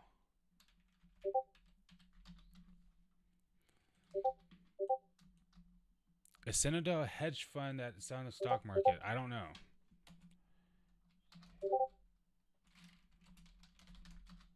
I don't know if they have like a ARK investment type deal. Because if they do, that's what I want to look at. But I don't think they do, right? Publicly traded company. That's what we need to look for.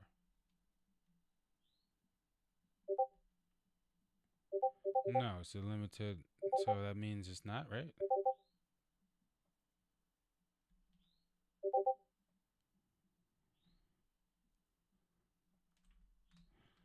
answer my question. Let's see.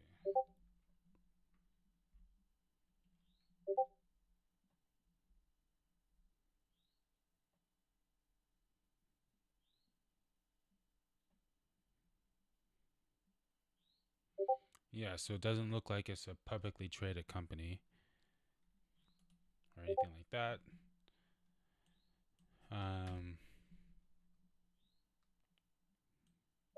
So let me just read about Centel.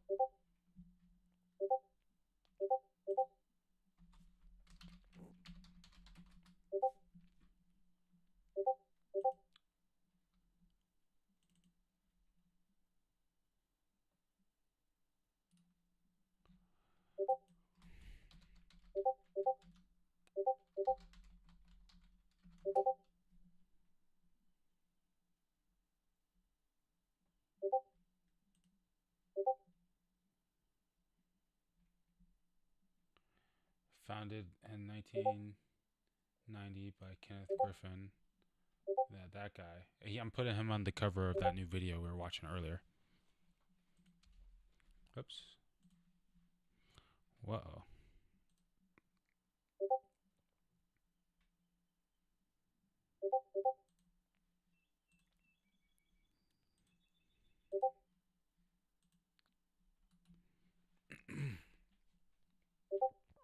Wonder if they have his birthday. Born, yes. We should look at his birthday. You guys want to look at his birthday real quick? Let's look at what this scumbag's chart looks like.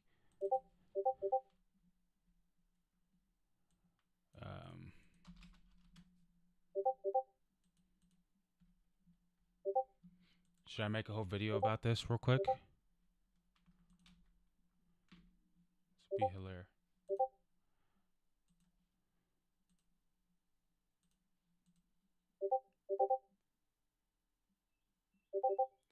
Um, 68.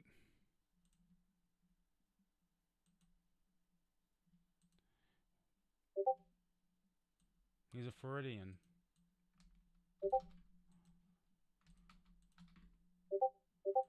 Daytona Beach is a party town. Spring break town. He's a Libra. That's surprising. 15. He cares a lot about aesthetics.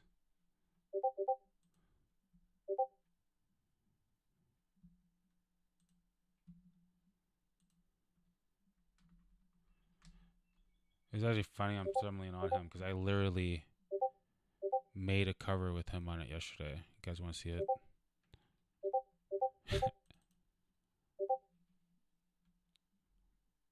Hell yeah. Where's the cover? Where's the cover show? Oh, it shows so small.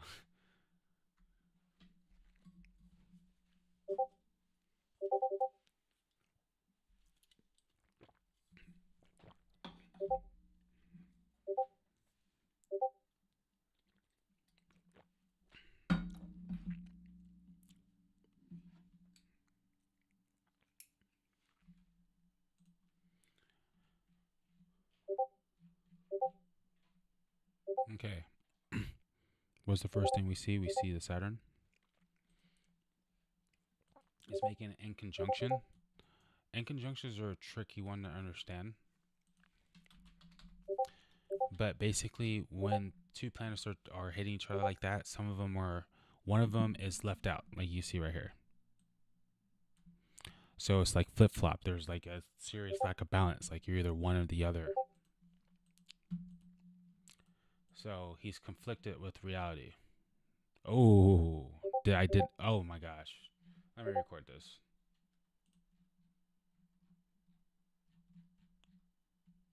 So yeah, this is deep. I'm already seeing a deep chart. This is gonna be fun. Sorry, I got hype.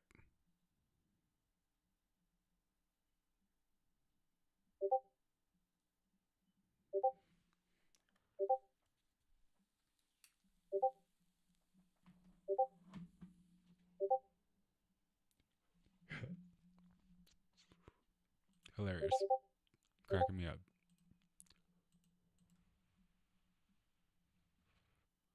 Oh, we got 11 likes. Uh-oh. I appreciate you guys. Fun times. You guys make waking up easier. Not that it was hard, because I'm always motivated. I'm always driven. But you make it more exciting.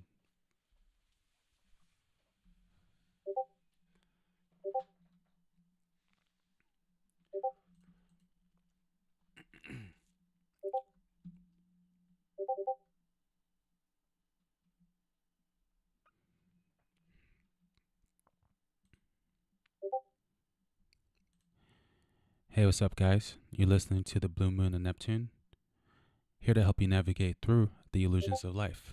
And today we're watching The Market Moon Lord, where we merge the Matrix with the stars. And we're going to be going over Kenneth C. Griffin, which is the founder of the big hedge fund Citadel. And we're going to look at his astrological chart using the birthday we see on Wikipedia. Probably said that wrong. I'm gonna edit that out and do that again with Wikipedia. Looking at the birthday, his birthday on Wikipedia. I'll crack myself up. I'll edit that. Maybe I'll keep it. Who knows? Okay, so when we look at a chart, the very, very first thing you guys know I noticed is his Saturn opposite of all these other energies. Okay? He has all the planets over here, but then Saturn all by itself over here. Okay?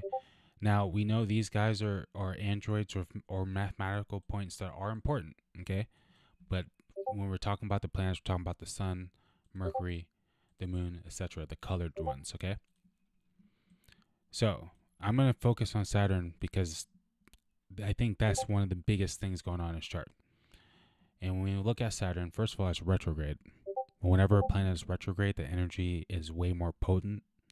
It's way more powerful in the sense that you feel it is dominating. And retrogrades tend to make you be more reflective, make you redo things. Really just like, you're really like a reflective person, and you're always like trying to... depending on what planet we're talking about, today we're talking about Saturn, you're always trying to figure out reality, trying to make it the way you want to make it, try to see it the way you want to see it, always trying to redo something, perfect something, okay? Now, the thing about this is it's in Aries, and that's even more interesting, okay? Because this is where Saturn doesn't want to be. In fact, it's considered that Saturn does worse in a sign of Aries. So we call this the debilitated position of Saturn.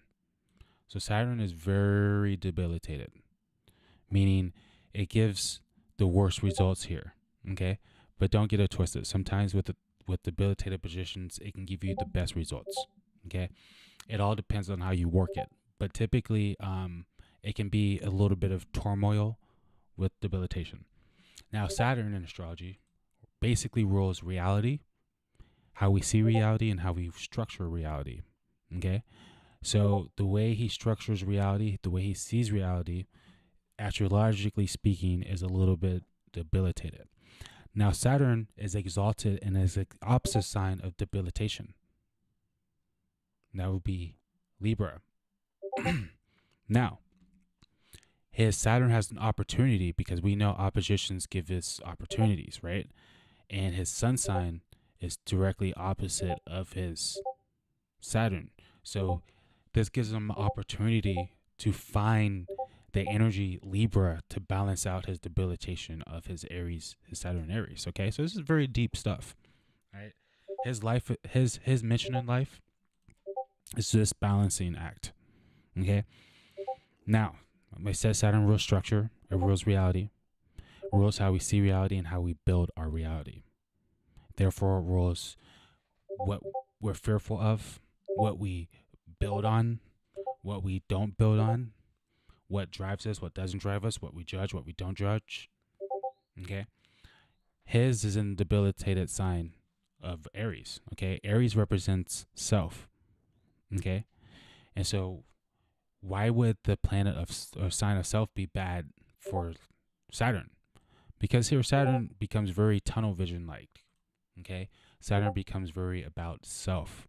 Saturn becomes very my way or the highway, or locked in tunnel vision. Okay, so AKA you get a person who's potentially very, very caught up with whatever's going on in their life, whatever's going on in their mind, very caught up on how they see things. Okay, so this person can come off potentially judgmental. They can come off very, shameful of themselves. They can come off very prideful on themselves. They can come off with very delusional about themselves, very selfish. Okay, very judgmental. Okay, yeah. Someone said narcissistic. Yes, Saturn retrograde in Aries will definitely give you a narcissist, if potentially. Okay, if they don't find that perfect balance between how they see things and how other people see things. You see, Saturn is exalted in Libra because Saturn understands that you have to weigh everything and balance and weigh everything and find the right balance between what you think and what the facts are, right? That's why Libras tend to be lawyers. Okay. So and Aries tend to be athletes.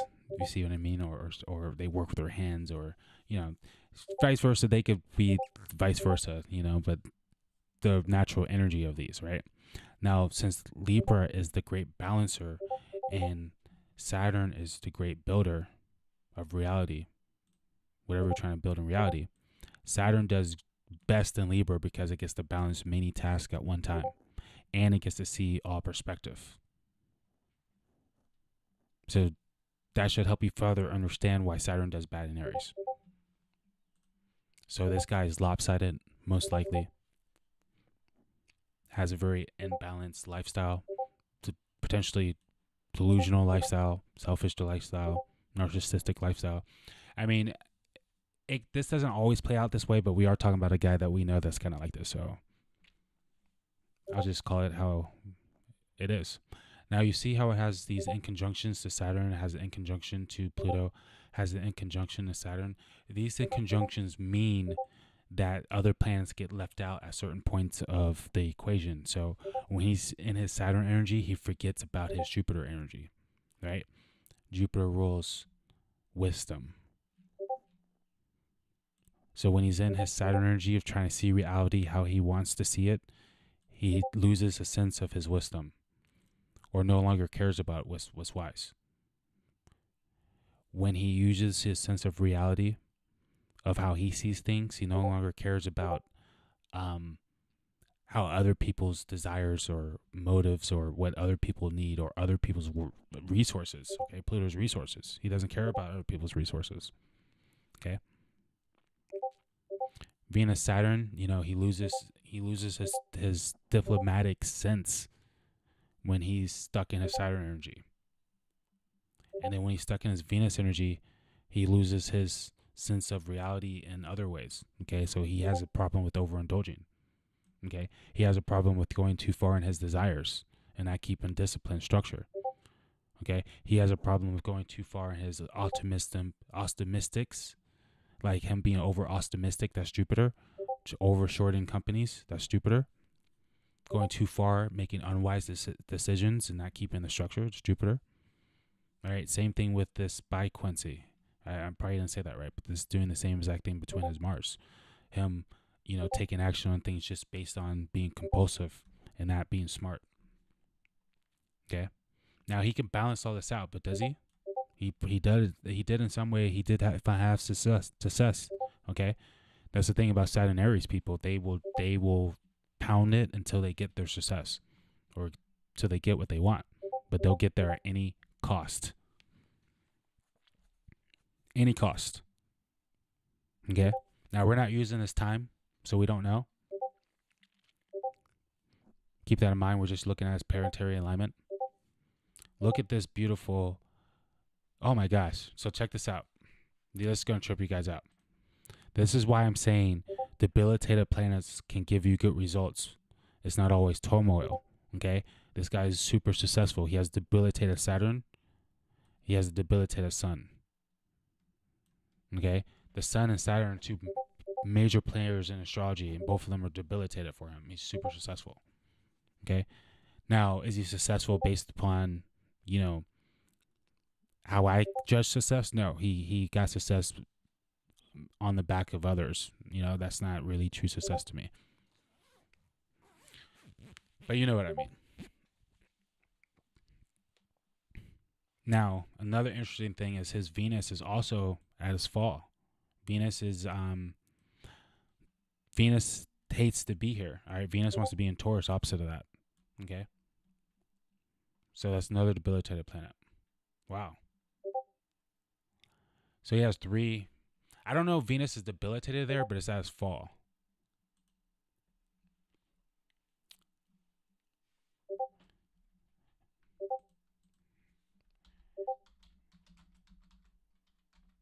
I gotta edit this out later.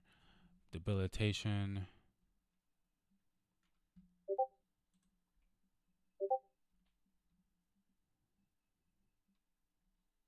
Yeah, it's debilitated in Virgo. I knew that. Yeah, because it's often in Pisces. Yeah, so it's at his fall. So that's when a planet is debilitated, it's trying to work hard, but it's kind of does it in a different type of way. But when it's at its fall, meaning opposite of home, it's kind of just totally lost. It's almost like not even trying to. It's just like in the opposite place it really wants to be. When it's debilitated, it's still trying to figure things out. So Venus Scorpio people are powerful people. Remember, I don't look at debilitations like they're weak. Like someone who has a strong sense of how they want to see the reality gets the reality they want. It's just sometimes they take it too far. Now, his Sun and Mercury conjunct, and Mercury is retrograde. Okay, so whenever Mercury's retrograde, since it rules the speech, you can guarantee this person might be good at speaking, but may try to be quiet or not speak that much, okay, or work behind the scenes, okay, because Mercury becomes a little bit quieter when it's retrograde like that, but it's right on top of the Sun too, and debilitated Libra, so he definitely probably has like a quiet sense to him. He probably acts very soft, you could say, very like pretty, loving. Aphrodite, Venus energy, Libra energy, but you don't be fooled by the Libra, okay? Don't be fooled by Scorpio, or by the Saturn and Aries, okay? This guy is a warrior. He's a fighter, okay? He might do anything to win. He also has his North Node in Aries, okay? So he's obsessed with how he wants to see his reality straight up. He's obsessed with it, most likely. Okay, he also has a 0 degrees in Chiron, so him being selfish on Aries stuff himself is his downfall, potentially. Look at all that Aries energy. All right, he even has Vesta, the asteroid of devotion, on the planet in the sign of Self. So this guy's very big on loving himself, trust me, or making himself look good. This guy's wants his reality to be full of Venus stuff. Venus is aesthetics, beauty, love, abundance, money. Okay, and he probably loves the opposite sex or same sex, whatever it may be. But he definitely likes to indulge in that. He likes to overindulge with all this energy, and then you throw Venus conjunct Neptune. He likes to go into fantasies, and he gets trapped there in the 8th house and wants to stay in his desires. He probably has like an occulty lifestyle with this one. Very deceptive, hidden behind the scenes lifestyle, especially when it comes to Venus stuff, money. Okay, especially when it comes to money. Now, he will definitely work behind the scenes and do anything deceptive to get money. Trust me. Okay, and there's a lot of information or things out there talking about, doing sexual things out there for like having their wives do things and stuff like that. I wouldn't be surprised with Venus and Scorpio conjunct Neptune with any activity of the sort. Okay, Venus conjunct Neptune will use their sexual power to have gain, Not all the time. But Venus conjunct Neptune and Scorpio will do things like this. You see, Venus is debilitated in Scorpio, remember, or at its fall in Scorpio, meaning it doesn't really operate the way it wants to, or is very uncomfortable. So Venus becomes very resource hungry, very hidden hungry, very behind the scenes, very desire based, very power hungry. So yeah, that makes a lot of sense of why he wants money, why he gets caught up in his fantasies of money. Look at this sextile to Pluto. All right, he's power hungry. Look at this sextile to Jupiter. This is very lucky, expansive energy too, by the way. Semi-sextile to the sun. Like his Venus is lit, but look, the in conjunction to his Saturn, he loses his sense of reality when he starts to overindulge, when he becomes money hungry. When it comes to relationships, like he has a lot of secret relationships with this one, guys. This guy is full of secret relationships. And probably full of power of all sorts, potentially. And this guy is very aware of the details of things, okay? He's super detailed oriented with all this Venus or Virgo energy. Or he has Jupiter, Pluto, and Mars in Virgo. All right, so this guy is strategic. He is strategic.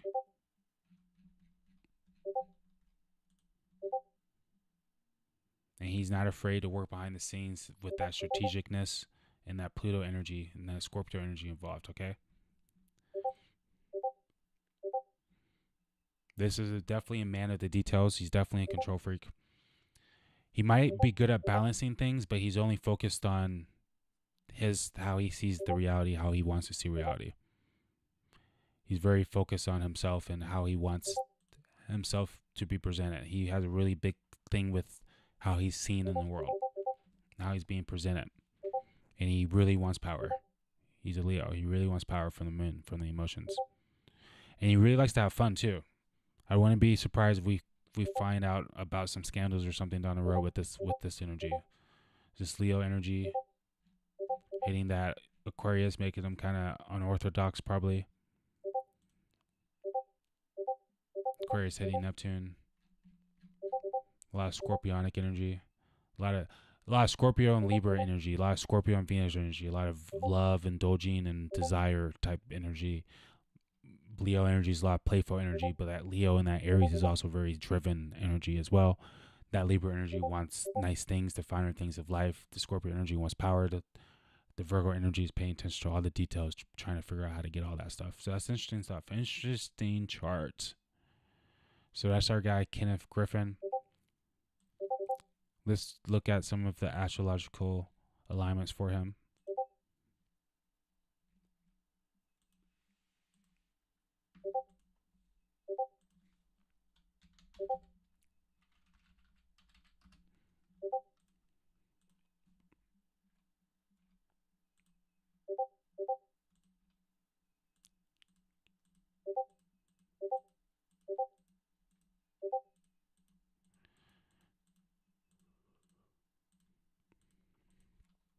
I wonder if we'll see some legal situations happening for him.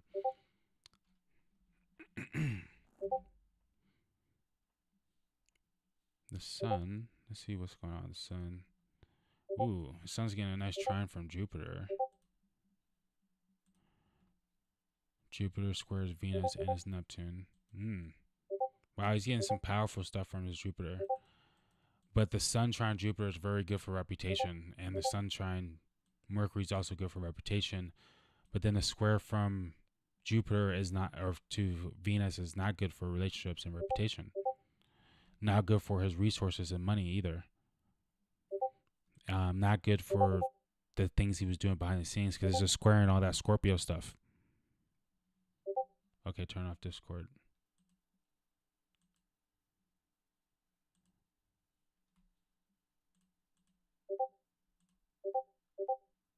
Discord. Oh, can you guys hear it going off the whole time? Sorry about that. Damn.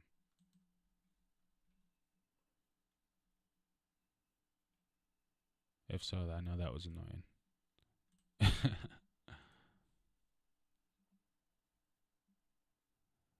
Alright, nothing really happening after ours, but I like that big boost of volume right there. Yeah, so guys, he has very nice transits, but then the stuff that's having bad transits with that Jupiter is that stuff in Scorpio, which is behind the scenes stuff, that deception stuff. So that's very interesting. It's very interesting. So maybe the Jupiter isn't, and that Mercury is giving him a lot of attention right now. But then that attention is going to turn into that stuff that I was talking about he's doing behind the scenes coming out. That's what I see there.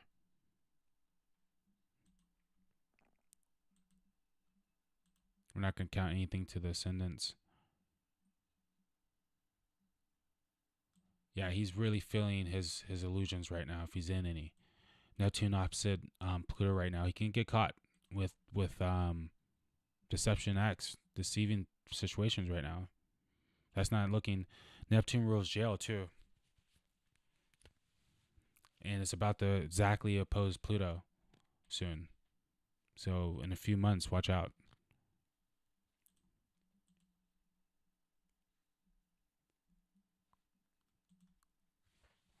Mars square Mars, so he's really getting pushed right now. His life's kind of intense with that Mars square Mars. Moon, he just had a full moon on top of his sun sign. Ooh.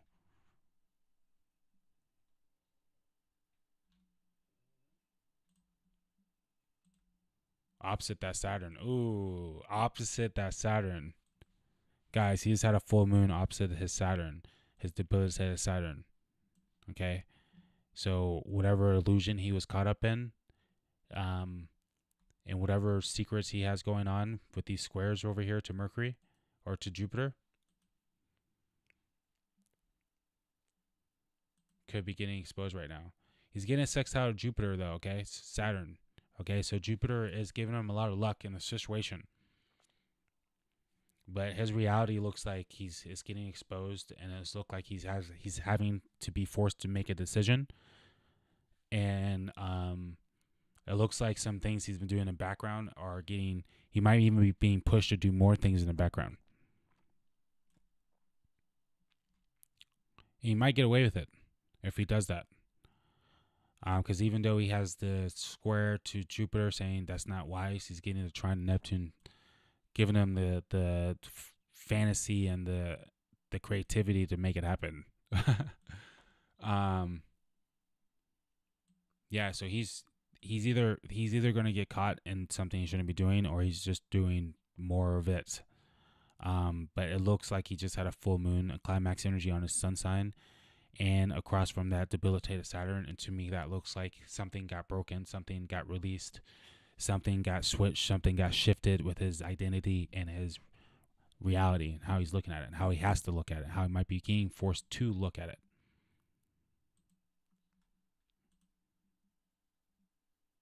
All right, and then let me see real fast. 9 degrees.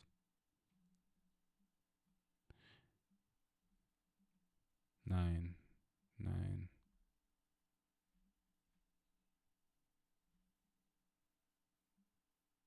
Okay, yeah. Yeah, and it looks like the North Node is arriving to sextile his actual North Node towards 3 or 4 months from now. So something that's happening towards a few months from now for him. Some type of build up energy. It looks like he can be caught doing something behind the scenes, or he could be continuing to do things behind the scenes. But he definitely has something get shifted on this full moon for him. And I wouldn't be surprised if he had to make some tough calls or different calls, or put all his cards on the table, or take a bigger risk or something. But he had a huge climax energy on this last full moon. So, okay, guys, I'm Jason Alexander, the Blue Moon of Neptune. You're watching the Market Moon Lord, where we merge the matrix with the stars. Don't forget to comment, like, and subscribe. I appreciate everybody. And yeah, I'll catch you next time. Peace. All right, we went in on that. That went pretty good. I hope it wasn't beeping all over the recording.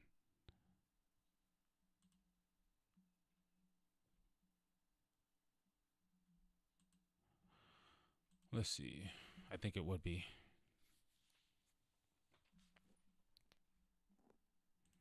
All right, so. Wow.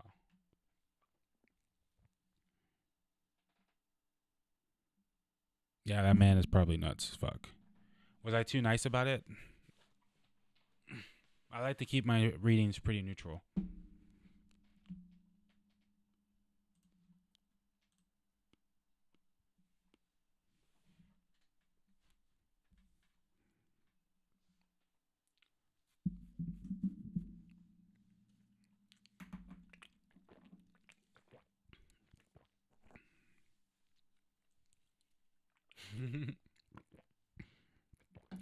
That Venus and Scorpio with what else do they have in What else do they have in Scorpio? That Venus, Neptune, and Scorpio. Yeah, anything is possible with him. Truly, I mean that. Anything.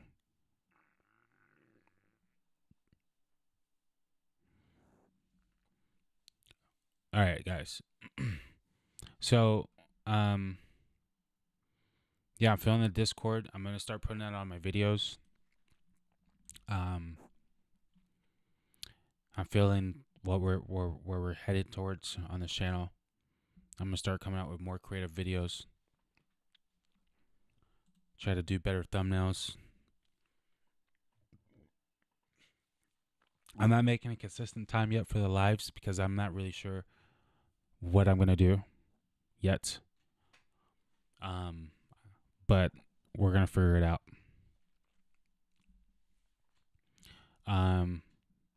The first form of DD that we're gonna put in the Discord is Finance Intel's, either IPO date if they have something on the stock market, or when the company was founded, like the date of the company's existence.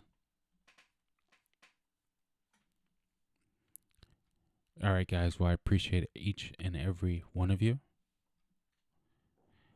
This is the Market Moonlord, where we merge the Matrix with the stars. I'm your host, Jason Alexander, the Blue Moon of Neptune, here to help you navigate through the illusions of life.